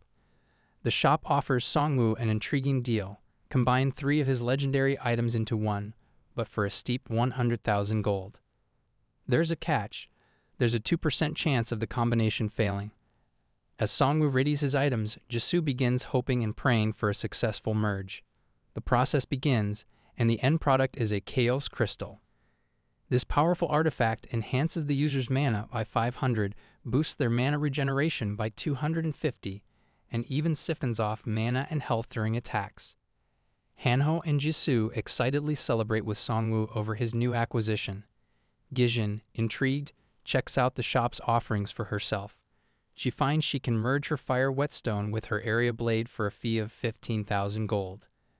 After merging, she gets an ignition blade, which sets enemies aflame upon contact. Hanho grumbles, feeling left out as there's nothing in the shop he can combine. Their shopping spree comes to an abrupt halt when they find their next store of interest destroyed. The culprits left a sinister message scrawled on the wall with monster claws, hinting at the rise of a new monster era. They speculate about the possible emergence of intelligent monsters. On their way back to town, they encounter Sergeant Kim. He's amidst a group quest, aiming to boost the defense and attack stats of his platoon. But there's a concern. Even though they've been slaying orcs and goblins consistently, these creatures keep reappearing. Seongwu offers his nearby town as a resting spot for the soldiers. But back at the town, they're met with chaos. Werebears are on the rampage. Spearman Kyung-soo makes a heroic move, blinding a werebear with a swift strike. Yet, another bear corners him. Just in the nick of time, Righty intervenes, chopping off the beast's arm, and Jijin finishes it off. Seongwu takes control, adding the formidable bears to his army. This move grants his party a special Wild Tyrant synergy, which affects both ally and enemy defenses. The morning after, the town is in recovery mode, with the townspeople lauding Kyung-soo's bravery. However, Sergeant Kang arrives, taking a jab at the town's condition. He and Seongwu have a tense exchange, shedding light on the military's internal conflicts and hierarchies. Amidst this tension, Seongwu's mission is clear. He needs to tackle the boss monster and reclaim the airstrip.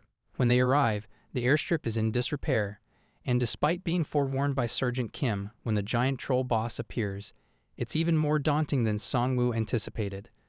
The troll charges, but Seongwu's initial counterattack only scratches the beast. This boss doesn't possess any special abilities, but its sheer strength is more than enough to be a formidable opponent. Seongwu and his crew had just heard a deafening roar from the boss. On standby, Hanho and Jisoo were gearing up for their turn against the creature. Elsewhere, the company commander received word from Lieutenant Kang about the rising power of the prosecutor of Yongdong-po. As they continually absorbed smaller survivor groups, the commander wanted to address the public on an online forum to alleviate panic, but Lieutenant Park was hesitant. The higher-ups felt that placing too much trust in this online system could pose a risk to the army. Despite the game's increasing influence in the real world, Park remained skeptical about following its rules. There was also a concerning order from Park. After the boss monster's defeat, Seongwu was to be executed, and Sergeant Kang was to carry out this task. Before that, though, the company commander was to pilfer all of Seongwu's gold and valuable items. Although the commander was discontent with Park's directives, he had little choice but to obey. On the battlefield, Hanho was proving a formidable opponent for the boss. He seemed almost unimpressed by the creature's strength, using his invincible skill to resist damage. The boss was showing signs of fatigue when Jisoo seized the moment to leap and embed her sword in its back. Attached to her sword was an invincible rope. With Hanho's help, they circled and eventually toppled the massive beast, using the rope to bind it. As the boss lay restrained, it was Seongwu's cue. Armed with the Dragon Knight's masterless sword, which a minion handed to him, Seongwu and his crew unleashed a flurry of attacks on the now vulnerable creature. In a cunning move, after one of the orc skeletons was devoured by the boss, Seongwu detonated the stash of dead bodies within the orc's bag. The result? A massive internal explosion. Following this, Seongwu delivered the final blow with the masterless sword, ending the boss's reign of terror.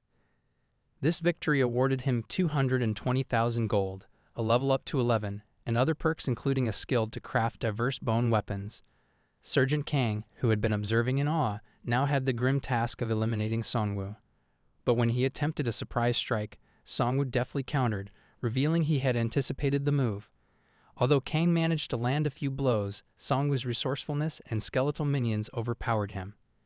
Unexpectedly, Sergeant Kim sided with Seongwu, rebelling against Kang's authority. The company commander arrived on the scene, warning the defectors of their folly. But in a shocking turn, an unhinged Kang injected himself with a substance, morphing him into a ferocious tiger-like werebeast. Chaos ensued. The transformed Kang, in his new beastly state, dispatched the company commander. Jisoo engaged the beast, but found herself disarmed and tossed aside. Seongwu, ever the strategist, activated his Cerberus synergy, empowering his minions for the battle against this singular, formidable foe. Seongwu is fuming. Determinedly, he sets his sights on ending things right then and there. With the overwhelming number of his bear minions, they swiftly overpower the were-tiger. In another location, a soldier gives the battalion commander an update, noting that their troops have returned safely. When Sergeant Kim enters the scene, Battalion Commander Park is curious about the mission's outcome. Kim confirms their success against the boss, but reveals that both the company commander and Sergeant Kang didn't survive. Seongwu soon enters, wanting to discuss the ambush by Sergeant Kang. Sergeant Kim, with Seongwu and his skeletal army in tow, makes an entrance at the main military headquarters. The mere sight of the skeletal minions puts the soldiers on edge. Kim hints to his fellow soldiers about an impending freedom. Seongwu wastes no time. He bursts into the building and drags Lieutenant Park into the commander's office. The commander doesn't hide his disappointment in Lieutenant Park, blaming him for not inciting a rebellion. To Seongwu, the commander comes across as a desperate man willing to send his own men to die just to maintain control. The commander boasts about the hidden synergy effect his troops earned for their valor on the apocalypse's first day. This synergy allowed him to command his troops with an iron fist. They couldn't disobey without severe consequences. Seongwu confronts the commander, accusing him of sacrificing his troops just like pawns in a twisted game of survival. He demands answers about the order to kill him. The commander candidly admits his desire to eliminate rogue factions like Seongwu's, fearing they might overthrow the established order. As their conversation grows heated, Seongwu sets an ultimatum. The commander must release his troops from the synergy's grip and hand over all his gold, or he'll take it by force. The scared commander relents, but Seongwu feels shortchanged when he's given just 45,000 gold. The topic of the werebeast vials is broached, but the commander plays coy, revealing he bought them from mysterious peddlers. Suddenly, the atmosphere grows tense. As Seongwu prepares to leave, the commander and another soldier attempt to ambush him. Seongwu deflects their attack and retaliates, eliminating both. But the commander has one last trick, a bomb named Abyss Concentrate, a name familiar to Seongwu. Before anything else can happen, the were-tiger leaps in, finishing the commander. Seongwu notes the commander's pitifully low level and speculates about his gold usage. Inside a locker, Seongwu finds various items, including the werebeast vials, which hint at their mysterious origin. Meanwhile, outside, Jisoo is being treated using Hanho's healing ability. They've opted to use Hanho's skill over precious potions, both to assist wounded soldiers and to level up Hanho's healing prowess. Hanho feels a bit out of place. Even Seongwu's minions seem to view him with disdain. But in a supportive move, Righty pats Hanho on the back, which boosts his confidence. Seongwu approaches, checking in on Jisoo's injuries. She brushes off her encounter with the were-tiger, convinced her class was a match for it. Seongwu comforts her, assuring her that she has the capability to tackle many other monsters solo. He expresses his relief that Hanho has developed a healing skill. With the imminent threat of the Lich King's undead army, Hanho's priest class is invaluable, acting as a natural counter to the undead. Seongwu even suggests that if Hanho plays his cards right, he might one day surpass Seongwu himself. Curious, Hanho questions Seongwu about his intriguing new robe. Seongwu reveals it's the Shadow King's robe, a legendary garment acquired from a troll chest. This robe not only minimizes damage but also conceals the wearer in shadows, a nifty stealth feature. Hanho's spirits dip upon hearing this, lamenting he's yet to get his hands on any legendary items. Sergeant Kim updates Seongwu on the soldiers. Some have set out to find their families, while others are headed to Seongwu's town. A few, stubborn to the end, chose to go solo. Seongwu directs the group towards the town, aware that the clock is ticking. Only 3 days remain in Stage 1. In town, everyone's engrossed in leveling up in dungeon raids. Despite Seongwu's efforts, including wiping out an orc camp, he's stuck at level 12. He acknowledges that his pace has decelerated due to battling weaker monsters. Upon leveling, he he opts for a strength card, boosting his strength by 3. His primary goal? Reach level 15 and secure the Grim Reaper's scythe. A system alert pops up announcing the end of Chapter 1. The double gold event is no more, and the travel restriction between areas is lifted. The new guide introduces players to Chapter 2, hinting at the game's purpose and what lies ahead. Notably, raid boss monsters are on the horizon, even threatening safe zones. Clues about angels and demons emerge as well, signaling a future update. Seongwu identifies 2 key points in this update: raid bosses and the introduction of angels or demons. But before he can delve deeper, Manhwa brings a discovery to his attention. Her ranking for the Korean server has been published on the mobile app, and Seongwu ranks 3rd. But what intrigues him more is the player in the top spot, also stuck at level 12, causing Seongwu to speculate about his gaming prowess. Jisoo points out an anomaly. The 4th and 5th rankers seem to belong to the same group, raising questions. Manhwa directs Seongwu to an online forum, where the 2nd-ranked player, a prosecutor from Yeongdong-po, has openly expressed a desire to meet Seongwu. This prosecutor helms Korea's most substantial survival community and hopes to recruit Seongwu to their cause, unearthing the game's truths. Although tempted, Seongwu senses there's more to the prosecutor's invitation than meets the eye. Elsewhere, the prosecutor and his guild are in action, dispatching monsters. With travel restrictions lifted, there's a push to expand. However, a female hunter advises caution due to the looming threats of raid bosses, angels, and demons. The prosecutor rallies his team, reminding them of their duty to save humanity and counteract its annihilation. Though they initially tried to recruit the elusive top player, their focus shifts to Seongwu. In this chaotic world, reputable players like Seongwu are gold. The backdrop is one of mistrust and hidden agendas, making every alliance crucial. Online forums are buzzing with praises for Seongwu, and his popularity has skyrocketed, overshadowing the prosecutor.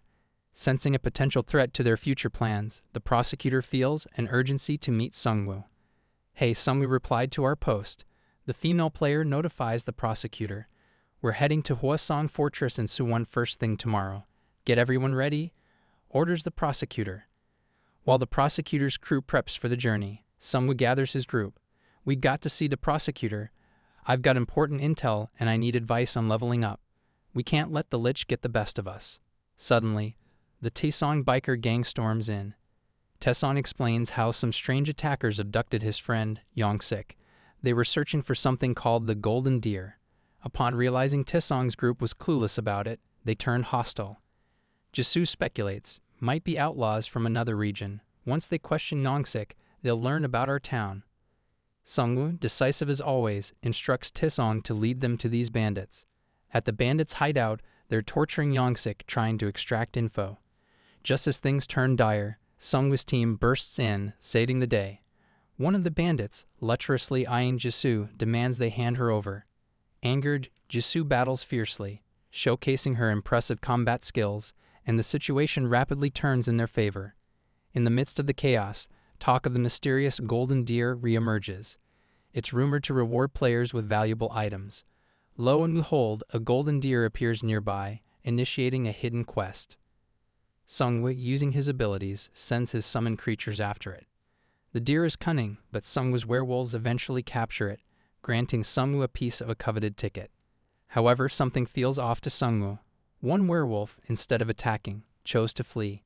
His instincts tell him this isn't typical werewolf behavior.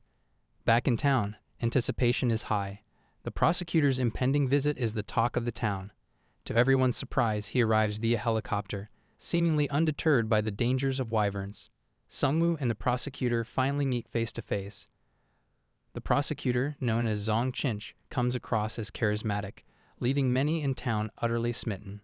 In a private setting, Prosecutor Chinch shares his story with Seongwu, the loss of his parents to monsters and his drive to avenge their deaths. He's assembled a vast group of survivors in Yeongdong-po, but many are vulnerable, children or the elderly. This, he says, is why he needs powerful allies like Seongwu, and that's where our tale pauses for now. If you're eager to see what happens next in this gripping saga, smash that like button, and drop a comment below with the word Orcshield if you're ready for the next chapter. Don't forget to subscribe so you don't miss out. Catch you in the next video. Online forums are buzzing with praises for Seongwu, and his popularity has skyrocketed, overshadowing the prosecutor. Sensing a potential threat to their future plans, the prosecutor feels an urgency to meet Seongwu. "Hey," Seongwu replied to our post. The female player notifies the prosecutor. "We're heading to Hwasong Fortress in Suwon first thing tomorrow. Get everyone ready," orders the prosecutor. While the prosecutor's crew preps for the journey, Seongwu gathers his group. "We've got to see the prosecutor. I've got important intel, and I need advice on leveling up. We can't let the Lich get the best of us." Suddenly, the Taesong biker gang storms in. Taesong explains how some strange attackers abducted his friend, Yongsik. They were searching for something called the Golden Deer. Upon realizing Taesong's group was clueless about it, they turned hostile. Jisoo speculates, might be outlaws from another region. Once they question Yongsik, they'll learn about our town. Seongwu, decisive as always, instructs Taesong to lead them to these bandits. At the bandits' hideout, they're torturing Yongsik, trying to extract info. Just as things turn dire, Seongwu's team bursts in, saving the day. One of the bandits, lecherously eyeing Jisoo, demands they hand her over. Angered, Jisoo battles fiercely, showcasing her impressive combat skills, and the situation rapidly turns in their favor. In the midst of the chaos, talk of the mysterious Golden Deer re-emerges. It's rumored to reward players with valuable items. Lo and behold, a golden deer appears nearby, initiating a hidden quest. Seongwu, using his abilities, sends his summoned creatures after it. The deer is cunning, but Seongwu's werewolves eventually capture it, granting Seongwu a piece of a coveted ticket. However, something feels off to Seongwu. One werewolf, instead of attacking, chose to flee. His instincts tell him this isn't typical werewolf behavior. Back in town, anticipation is high. The prosecutor's impending visit is the talk of the town. To everyone's surprise, he arrives via helicopter, seemingly undeterred by the dangers of wyverns. Seongwu and the prosecutor finally meet face to face. The prosecutor, known as Zong Chinch, comes across as charismatic, leaving many in town utterly smitten. In a private setting, Prosecutor Chinch shares his story with Seongwu, the loss of his parents to monsters and his drive to avenge their deaths. He's assembled a vast group of survivors in Yongdong-po, but many are vulnerable, children or the elderly. This, he says, is why he needs powerful allies like Seongwu. Chinch then reveals something unexpected, a prophecy stone. Seongwu touches it, and visions flood his senses. He sees the future destruction of Yodo Island, where a monstrous world tree emerges, its roots hunting players. The prophecy hints at a disastrous event if they can't thwart the fallen ones who aim to plant this destructive seed. "We have to prevent this catastrophe together," says Prosecutor Chinch, emphasizing the presence of a formidable boss on Yodo Island. The stakes are high, and time is of the essence. The prosecutor and Seongwu are now brimming with determination, knowing that the fate of their world hangs in the balance. They agree that they need to raid the boss as quickly as possible. Seongwu agrees to a temporary alliance with the prosecutor, but he's hesitant to reveal information about the Lich King. He's afraid that if the Grim Reaper's scythe isn't obtained, it could lead to tragedy, or maybe the prosecutor would kill him thinking it would cancel the exclusive quest. The two of them decide that they will not join each other's guilds, but will share the raid rewards equally. Just as they're about to shake hands, Hanho bursts into the room with urgent news that raiders are heading toward their town. The prosecutor sees this as an opportunity to demonstrate their guild's strength. Seongwu is informed that the prosecutor has a Crusader commander class, allowing him to form a powerful synergy with knights. The raiders soon spot Seongwu's party, and their leader, furious about the death of his men, swears to massacre the whole town. The prosecutor coolly analyzes the situation and directs his crusaders to charge. The raiders try to fend them off with ranged attacks, but the prosecutor forms a shield, absorbing the blows. As the battle heats up, trucks and legendary vortex blades are thrown, but the prosecutor's skill and weaponry prove superior. People in town are hiding, including Hanho's father and spearman Kyung-soo, who sneak out to watch the fight. The crusaders seem to be in trouble after being knocked out by poison gas, and the raider leader boasts about his abyss concentrate. But Seongwu takes control, revealing his third-ranked necromancer power from the Korean server. His minions begin to wreak havoc, causing the raider leader to regret picking a fight with them. The battle continues, with Seongwu showing off his new power from the abyss concentrate, and the female player explaining that the prosecutor's defense boost comes from his knights. Despite this, Seongwu and Jisoo are skeptical, believing Hanho to have the world's highest defense.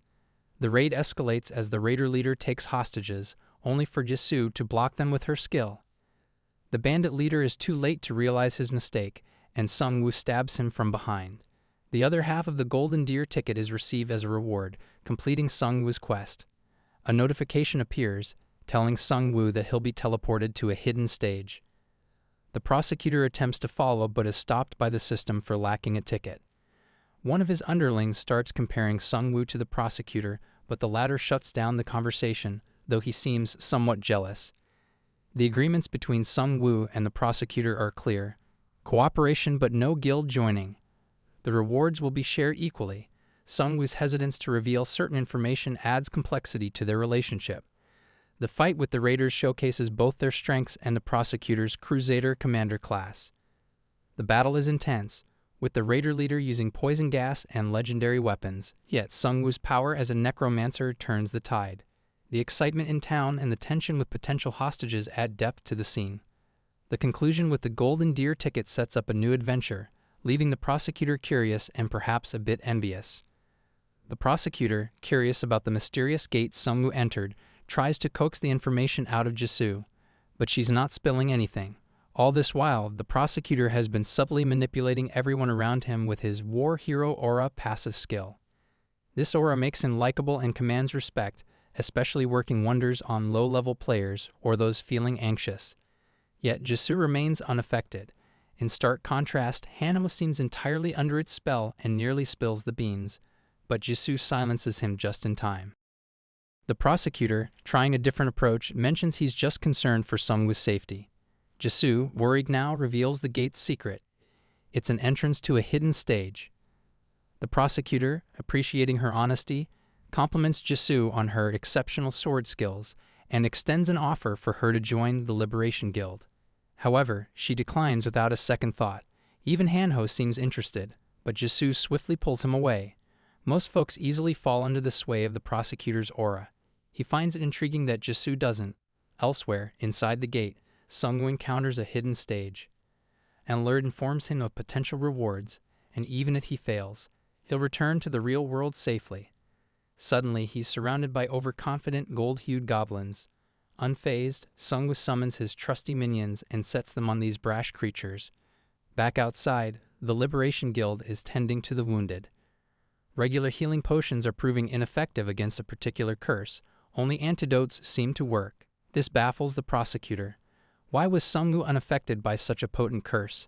His associate, sporting a 3-star scouter skill, informs him that, interestingly, Seongwu actually got buffed during the fight due to the curse. The prosecutor grows curious about Seongwu's nonchalance towards an ominous prophecy and instructs a female guild member to investigate any previous encounters Seongwu may have had with the so-called prophecy stone. Inside the hidden realm, Seongwu's minions wreak havoc. He reanimates some golden orcs and observes they're slightly more formidable than those in the human world. However, they're no match for him. Unrestrained and with no allies to watch out for, Seongwu feels invincible. A choice presents itself: a bigger treasure with more danger or a safer, smaller one. Feeling cocky, he chooses the former. But things take a turn. The treasure chest morphs into a ferocious mimic boss monster. Underestimating its capabilities, Seongwu finds himself in a bind. He longs for his team, usually making him more cautious. In a perilous moment, with the mimic about to devour him, Seongwu's minions intervene, holding the creature at bay. Seongwu counters with a strategic move, detonating zombies within the mimic, successfully defeating it. The explosion also affects his minions, but the victory earns him significant points for completing a high-ranked mission. Post-battle, Seongwu learns the mimic's external shell is impervious to damage. It's a valuable lesson in always staying alert. Proceeding to the next room, he discovers a trove of exclusive lockers. Unlockable with his freshly earned points, these contain rare items. Seongwu selects an oath parchment, a unique item allowing players to form a binding pledge. This pledge, once set with conditions by both players, has dire consequences if broken: death. Seongwu, after completing the hidden stage, chooses 3 more C-rank items. These include an upgrade stone, a strength upgrade vial, and an experience card, which leads to Seongwu leveling up to 13. His stats are given a boost, and he's rewarded with 150,000 gold. He also picks a guaranteed 3-point agility card, thinking that if he'd had more agility, he could have outrun the mimic earlier. Suddenly, a portal to the real world appears, and Seongwu heads through it. He meets up with the prosecutor again, apologizing for wasting his time. As a gift, the prosecutor hands Seongwu some potions and then suggests they announce their alliance to the public. He wants to post a picture of the two of them with their contract online. One of the prosecutor's guild members, who happens to be skilled in photography, is equipped to post the picture on the online forum. The prosecutor explains that people need heroes like Seongwu and that it's essential for his positive image, even though it might make him an easy target. Seongwu agrees. The prosecutor departs with his guild, and Jisoo tells Seongwu that they need to grind for more levels before the raid, a suggestion with which Seongwu concurs. The next day, while hunting with the method of using rancid wolf meat to attract monsters, Seongwu's party quickly gains experience. The meat, a failed recipe from Hanho's mom, smells terrible, so Seongwu tells him to put it away. Thanks to Hanho's father's new Korean sentry skill, they don't have to worry about the town's safety anymore. Suddenly, Taesong arrives with his biker gang and informs Seongwu about a destroyed store in Hangnam. Seongwu takes this seriously, realizing the gravity of the problem. He orders guards to be placed in every store they find to prevent further issues. After some light conversation about how Taesong's female friends now view Seongwu as a brute, Taesong leaves, and Seongwu prepares to grind levels. An alarm rings in Jisoo's head about incoming danger, and werewolves burst onto the scene. Seongwu's minions try to hold them back, but the werewolves go wild after smelling the rancid meat. They grab Hanho's bag and start eating like crazed animals. As Seongwu's party surrounds the werewolves, he asks them why they shouldn't shoot. The werewolves are scared, and their leader rushes in to save them. He manages to hold off Seongwu's attack, allowing 2 of his companions to escape, but is captured. Seongwu commends the werewolf leader for his camaraderie and learns why they attacked. The smell of the meat drove them mad. The werewolf also shares information about a group called the Mad Scientists, who are working with other monsters to create dangerous items and destroy stores. Seongwu thanks the werewolf for the information but tells him that his friends won't be coming back to rescue him.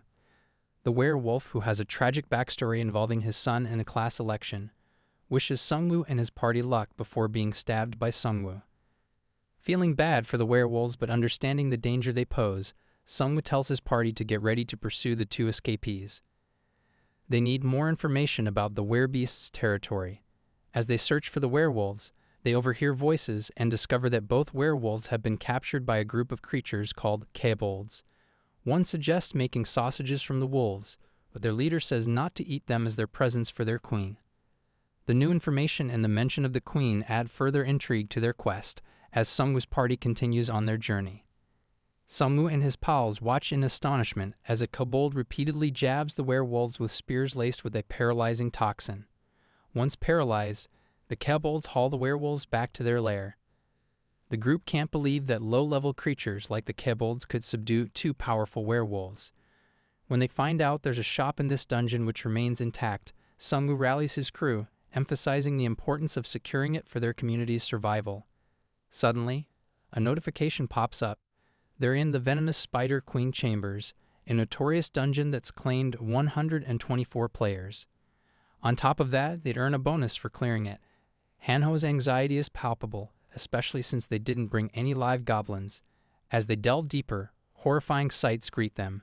People wrapped in webs, crying for help. Jisoo quickly employs her Firestore technique, slashing the webs and freeing the trapped players. But as one player gives his thanks, spiders burst forth from his mouth, killing him. Seongwu reacts by exploding the now-deceased players to exterminate the spiders, but the commotion grabs the attention of kobolds who appear to be in cahoots with the spiders. The fight escalates. Hanho springs into action. Once he throws a knife and takes out a creature, his power spikes, and he goes into a berserk mode.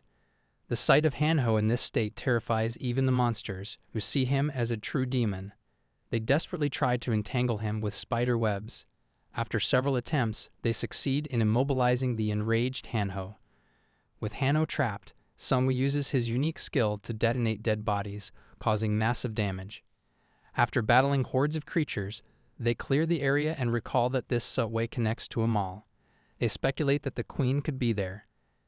They sweep through the mall, and right when they're about to enter what appears to be the boss room, another notification appears, reiterating the danger and offering a reward for backing out. Hanho and Jisoo plead with Seongwu to reconsider, but he insists they face this challenge to prepare for even more daunting ones ahead. Inside, they're greeted not by a spider, but by a kobold shaman, who, to their surprise, speaks fluent human. The reason?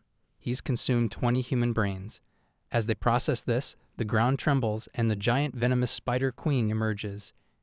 In a shocking turn, the kobold shaman and the spider queen merge, combining their strengths. With the shaman as the brain and the queen as the body, they become a formidable opponent. The battle intensifies. The spider queen's steel webs prove a challenge, but Jisoo's ignition sword burns through them. However, every time they make progress, the kobold shaman counters. It becomes clear that this boss battle will be their toughest yet. Seongwu, realizing the potential of his surroundings, resurrects the numerous dead monsters the queen had captured previously. He tells the kobold shaman that their feeding time is done, hinting that he has a master plan involving his necromancer abilities. Amidst the chaotic battlefield, Seongwu's freshly resurrected minions made a beeline towards the towering spider queen. With swift strikes from her legs, the queen cleaved several of them. Yet, one ambitious minion managed to slice into one of her legs. Annoyed, the spider queen spat venom, only to realize it had no effect. These minions were mere bone structures without any flesh. The kobold shaman, catching on quickly, advised the queen to hold back her venom. Despite her power, the continuous barrage from the werewolf-based minions left her rattled. Making matters worse, most of the fallen in the room were formidable beasts. The queen's preferred meal. Suddenly, the two bosses aimed straight for Seongwu. The spider queen hurled herself at him with fierce intent. Seongwu defended with bone shields that he conjured one after the other. Although one of the queen's strikes landed, Seongwu gritted his teeth, resisting the pain, determined not to falter. The ever-aggravated kobold shaman, meanwhile, fended off the nagging minions, eventually torching them with a fireball. The shaman's cunning was evident. With each passing moment, he adapted, growing smarter. Seongwu's minions dashed towards the shaman, who, with a smirk, erected a protective force field using his air boon skill. Just when the shaman was starting to gloat over his perceived victory, Jisoo stealthily lunged from behind. Her attack, however, was thwarted by the swift defense of the spider queen's legs. Meanwhile, Hanho, with a horde of zombies, revealed a secret strategy he and Jisoo had cooked up. To mock Hanho, the shaman labeled him weak, yet, curiously, the queen seemed hesitant. The ace up Hanho's sleeve? A dish of pungent rancid meat. Turns out he had been prepping this delicacy, and both the spider queen and the shaman were powerless to its allure. Zombies, loaded with more of this rancid meat, were too tempting for the queen. Sensing the perfect moment, Seongwu bade a sarcastic farewell to the shaman and triggered a colossal explosion via the zombies. Elsewhere, Prosecutor, upon cleaving a formidable boss monster in twain, was momentarily basking in his victory. Though he commanded Korea's top guild, a looming question plagued him. How did Gang So-kan reach the top rank? His anxiety was further fueled when his scout announced a shift in rankings. Seongwu, it seems, had leapfrogged to second place. The revelation left Prosecutor seething. Back at the main battle, though battered, the goblin shaman clung to life. But not for long.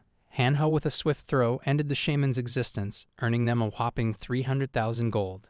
But the spider queen wasn't done. She lunged at Hanho, only to be met with a fatal blow to the eye by Righty. The reward? A boost in levels for Seongwu and an increased rank for Righty, making him more formidable. Seongwu's gains didn't stop there. On leveling up, he drew a card that granted him 2 more minions.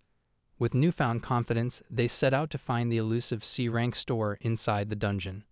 Resembling a slot machine, this store had gold, platinum, and diamond tiers. To claim a reward, they needed 3 matching icons. Hanho, never a fan of gambling and notoriously unlucky, grumbled about their odds. Yet, to everyone's surprise, it was Hanho who first struck gold, winning a legendary magic scroll. This item allowed a player a chance at a random skill, albeit with a 50% chance of failure. Jisoo, tired of the game, eventually walked away. But Seongwu? He was all in. His persistence paid off when he secured a legendary item, the Shadow King's Ring. This powerful relic bolstered his agility, health, and even conjured a formidable shadow clone. To top it off, a new quest was set before him, to collect all relics of the Shadow King and earn the coveted Shadow King's crown. Jisoo came up empty-handed, so Seongwu kindly passed on to her the Wind Spirit's bracelet. Afterward, they went back to town to fill everyone in about the new features in the system shops. Over the next few days, Seongwu and his crew made it their mission to optimize the town's system. Excitedly, they got ready to set off for the raid. Just as they were about to leave, Hanho shared with Seongwu some news about a fresh addition to the app, a broadcasting station feed. Currently, a live stream was on, and Jisoo speculated that it might just be a test since they were only seeing an office interior. Seongwu quickly realized the potential of this feature, suspecting that the ambitious prosecutor would exploit it to draw more supporters to his guild. The very fact that Seongwu advanced to level 14 before prosecutor had thrown a spanner in the works. Now Seongwu figured the prosecutor would keep a closer eye on him. Thankfully, he had an oath parchment, a prize from a hidden stage, which he believed would prove useful soon. A helicopter soon touched down to whisk them away. Introducing himself as the lieutenant of the Crusader team, Minho-san greeted them.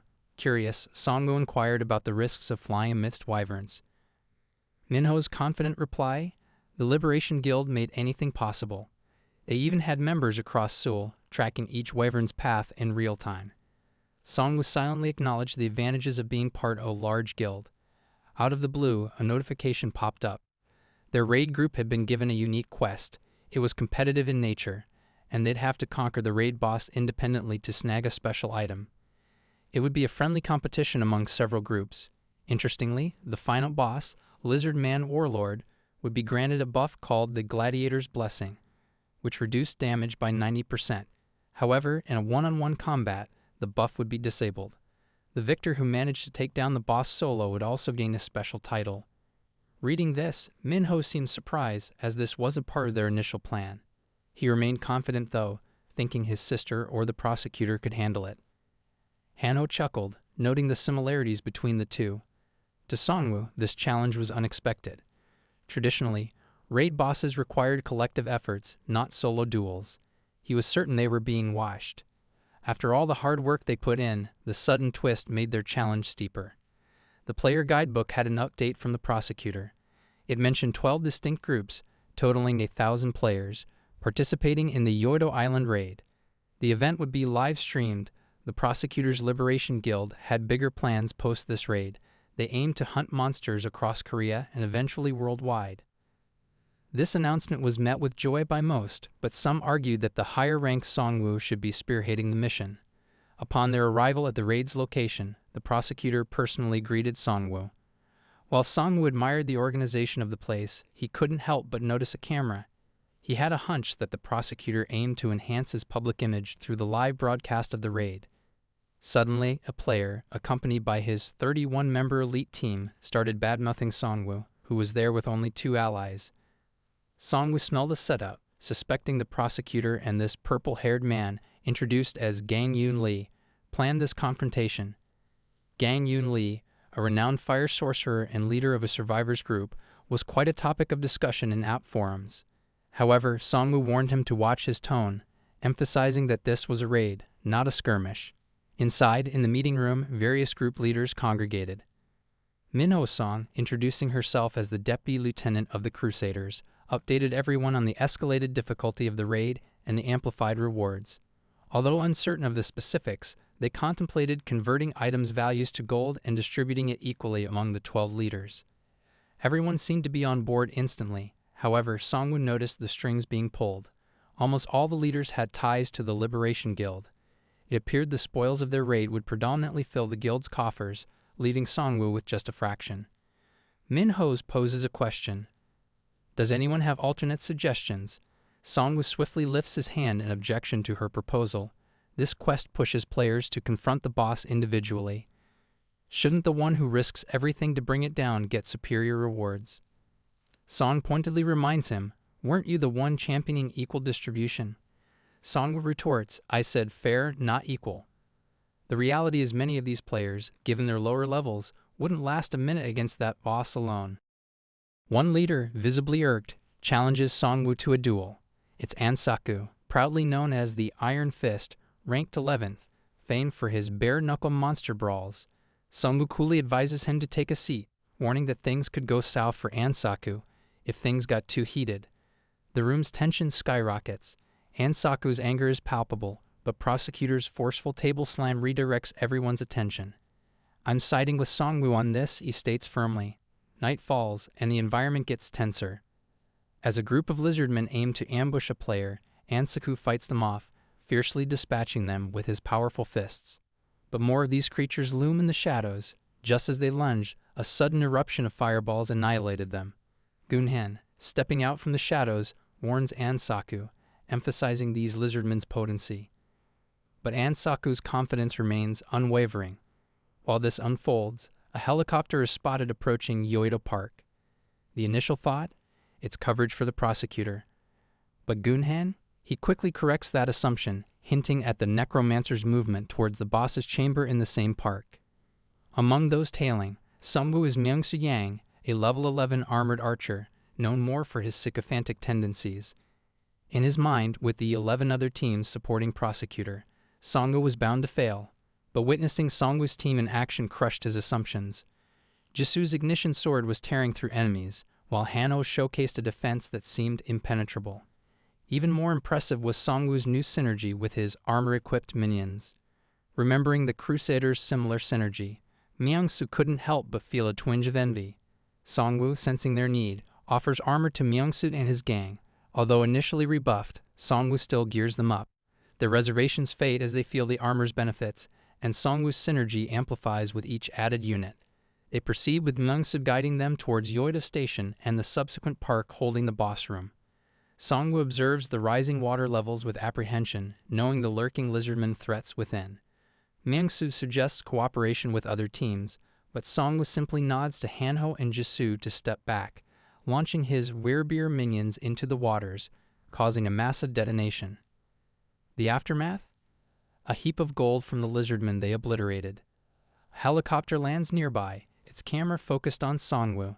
The footage, he reckons, would inspire the survivors. Watching, the viewers become vocal supporters of Seongwu.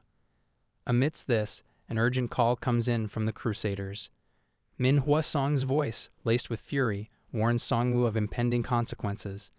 As the helicopter veers away, Seongwu's party senses other teams advancing. Reaching the boss room, it resembles a dense jungle. Their surroundings shake violently as a bright beam pierces from the northern woods. A prompt pops up. Riot boss Lizard Man Warlord has appeared, reducing damage from concentrated attacks by 90%. Whoever bests him in solo combat earns a special title. As multiple helicopters move towards the boss, Seongwu's suspicion grows. He thinks, was prosecutor merely letting us do the legwork, only to swoop in for the final glory? The prosecutor is tougher than they expected, and he's aiming straight for the boss, ignoring the surrounding monsters. Hanho, curious about what comes next, asks Seongwu for the plan. Seongwu's answer is simple: they have to battle through these monsters. His minions are making a path, but suddenly, a green light gleams from his clothing. It's his C-rank card, which he can consume for a massive experience boost. This means he can level up to 15 and unlock his first stage, Awakening. Seongwu was happy with his Grim Reaper's scythe find, and he goes ahead to use the experience card. But then, Hanho and Jisoo rush over, faces filled with worry. A flash of light, and Seongwu wakes up in a strange realm, much like the Prophecy Stone. A bright light reveals a figure, and a system message tells him he's the one to control death and must find the Grim Reaper's scythe. An exclusive quest, Who is the Master of Death Part 2, pops up, promising the first stage, Awakening, if successful. The stakes are high. If he doesn't get stronger, he could lose to the Lich King. The light being seems familiar and calm, but communicates in an unknown language. Another message appears, hinting that Seongwu will soon witness death directly. Suddenly, he's back with Hanho and Jisoo, who tell him he disappeared for 10 seconds.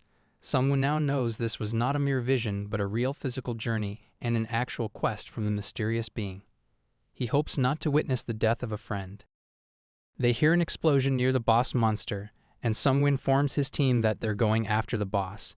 Seongwu orders Myung-soo to fall back, and they rush toward the boss. A helicopter crash involving the Crusaders follows, leaving only the pilot dead, thanks to the prosecutor's quick thinking. As 17,000 people watch, the prosecutor's team faces hordes of lizard men. The boss monster appears, deflecting arrows and even slashing two crusaders in half. The prosecutor bravely challenges the lizard man warlord to a duel. They clash, the prosecutor's speed against the warlord's massive weapon. A fierce battle ensues, blows exchanged, with a helicopter crew capturing every moment. Gang Yoon Lee and An Saku make their appearance, and skeletons in the distance hint at Seongwoo's arrival. A crossfire skill from the prosecutor pushes the boss back, but the evil smile on the boss's face suggests something's wrong. Furious, the prosecutor readies to finish him off. The lizard man warlord breathes fire, but is blocked by a force field skill. The true boss monster, Wandering Drake, emerges after shedding its skin, ushering in Phase 2 of the battle. The fight takes a dangerous turn.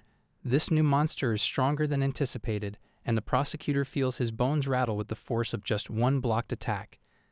The situation is intense, the stakes are high, and the truth about the Wandering Drake is only now becoming clear. All of this is happening with the looming notion that Seongwu must soon face a grim reality related to death. The fight against the true boss monster has only just begun, and the outcome remains uncertain. Wandering Drake lunges at the prosecutor, his tail sword slashing through the air.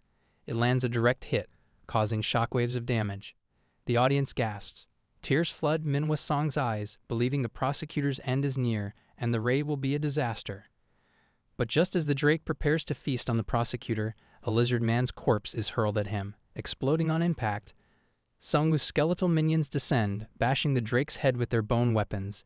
Bear-like creatures latch onto the beast, beating it fiercely. As the Drake roars in defiance, Seongwu lands a decisive blow, plunging the masterless sword into its skull. Cheers erupt from his hometown, watching the live stream. But Manhwa Song's only thought is the safety of the prosecutor, not the rewards. Suddenly, the Drake's bleeding head signals a new threat. The beast isn't defeated. Vines erupt from it, signifying a transformation. As it reshapes, a system alert identifies it. The hidden raid boss, young host of the seed. Despite Seongwoo's efforts, the island remains locked until this new menace falls. Frustrated, Seongwoo mutters about the system's unpredictable whims. But there's no time for complaints. Waves of frenzied lizard men charge. Seongwoo's confidence lies in Hanho and Jisoo handling the horde, but the real issue is the evolving boss. The beast releases a fiery assault. Seongwoo blocks it, but many, including crusaders and lizard men, are incinerated. Seongwoo's attempts to retaliate prove futile. His bear allies dwindle, falling to the relentless flames. Chaos unfolds. The newly revived lizard men turn on the boss. Seongwoo shouts retreat orders, urging everyone to scatter. In the fray, Hanho discovers the fallen prosecutor. As he tries to help, the boss lurks menacingly behind. They're almost devoured when Righty's blade intervenes, slicing at the creature. Suddenly, a shadow version of Seongwoo strikes, jamming a spear into the monster's eye. Enraged, the boss lashes out, severing the shadow's arm. But it's a mere decoy, evaporating instantly. The real Seongwoo emerges, urging Hanho to flee. The deceptive attack, spawned from Seongwoo's Shadow King's ring, inflicted minimal harm, only stoking the monster's fury. As it rampages, Jisoo launches a surprise counter. Seongwoo's frustration peaks. He told them to scatter. But she's adamant they'll confront this menace together. With renewed resolve, Seongwoo summons undead warriors. The boss decimates them swiftly, prompting Seongwoo to detonate the remains. Despite backup from summoned minions, Seongwoo realizes the scale of their challenge. The boss isn't ingesting any minions, so internal sabotage is off the table. While Seongwoo reanimates lizard foes slain by Hanho and Jisoo, they're dispatched too swiftly to make an impact. The trio regroups as the beast readies another fiery onslaught, standing defiantly together against the mounting threat. The monstrous boss unleashes a torrent of fire. Seongwoo, summoning all his strength, raises a bone shield to defend himself. Although he survives the fiery onslaught, his minions aren't so lucky. Feeling the weight of exhaustion, Seongwoo can barely brace himself as the boss lunges for another strike. Hanho, in a brave attempt, steps forward to block, but the powerful tail swing of the boss shatters his holy force field. Suddenly, Righty steps in. His sword shatters on impact with the boss, prompting him to snatch up the boss's own weapon. With swift precision, Righty slices off the creature's tail. But as the beast retaliates, Righty shoves Hanho out of harm's way, offering a heartbreaking farewell before being crushed to pieces. Grief and rage consume Hanho, but before he can act, the rare tiger seizes him and Jisoo. Seongwu, battered but resolute, pleads with Hanho to persevere to live. As the tiger speeds them away from the chaos, Seongwu prepares for a final showdown, conjuring both a bone sword and shield. With each clashing strike, hope wanes as Manhwa Song and her crew realize that Seongwu is their last beacon of hope. And then the beast's tail sweeps, crippling Seongwu's legs. As the boss inhales for another fiery burst, Seongwu, pinned and helpless, recalls the tragic demise of his parents in a blaze, resigned to a similar fate. The flames consume him, leaving Hanho, Jisoo, and the prosecutor devastated. Suddenly, Seongwu finds himself in an otherworldly realm.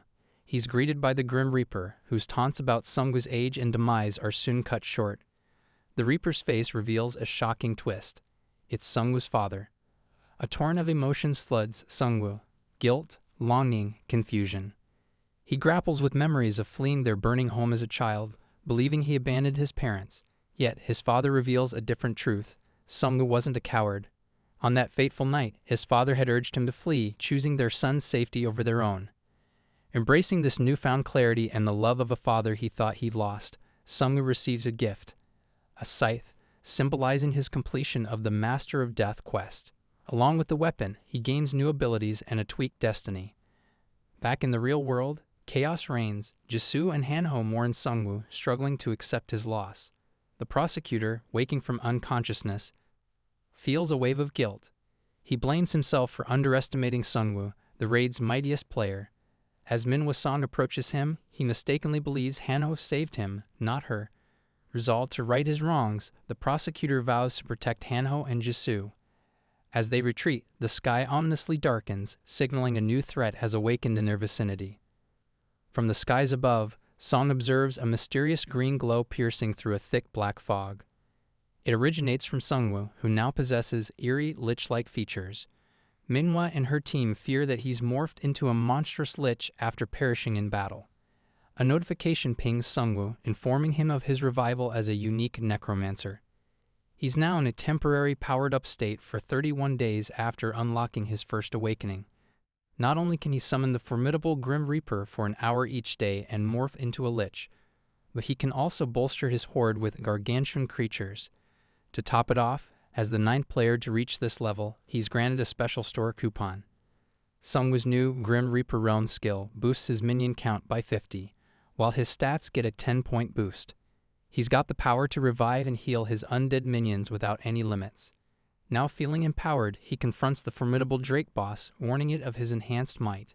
He resurrects his fallen skeleton army, including Raidi, much to the awe of Hanho and Jisoo, who recognize the telltale signs of Seongwu's signature skill.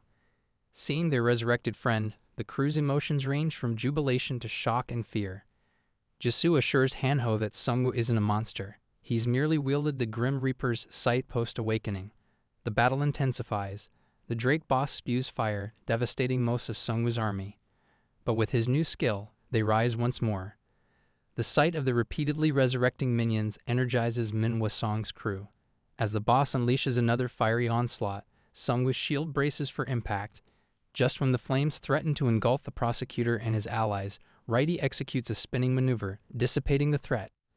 The reunion is heartwarming as Hanho embraces his friend. Now on the defensive, the weary Drake is no match for Seongwu's inexhaustible mana. Seongwu's minions swarm the boss, eventually overpowering it. Using a potent skill, Seongwu crafts bone chains that immobilize the boss. As the minions peel away the boss's exterior, a debilitated Drake is left vulnerable to Raidi's final, decisive blow. Victory is theirs. Alongside an impressive gold bounty, Seongwu earns the title Amateur Dragon Hunter, boosting his stamina and damage resistance. The town erupts in celebration. Pushing his newfound abilities, Seongwu successfully revives the defeated Drake, making it his minion. The power dynamics have shifted dramatically, and everyone recognizes Seongwu's elevated stature. Loot from the battle includes a coveted Drake leather and a legendary dragon heart. The ultimate prize, however, is the Seed of the World Tree, a god-tier artifact linked to a prophesied end. A photographer eager for a statement gets sage advice from Seongwu: trust not in groups but in one's own strength for survival. This counsel is abruptly interrupted by distant explosions and a rising plume of dark smoke reminiscent of the ominous breath of the abyss. Seongwu identifies the signature of the wandering peddlers notorious for selling the deadly substance. The prosecutor, panic-stricken, informs everyone of an assault on their base at Yongdong Post Station. Desperation evident, he pleads with Seongwu for assistance, highlighting the many non-combatants at risk. Acknowledging the gravity of the situation, Seongwu agrees to step in, setting aside his reservations for the greater good. As helicopters began their descent on the outskirts, unable to penetrate the dense smoke, Manhwa Song received troubling news from a survivor. They'd been ambushed by the beastmen. Even more alarming? These beastmen weren't just mindlessly attacking, they were communicating, their intelligence seemingly restored.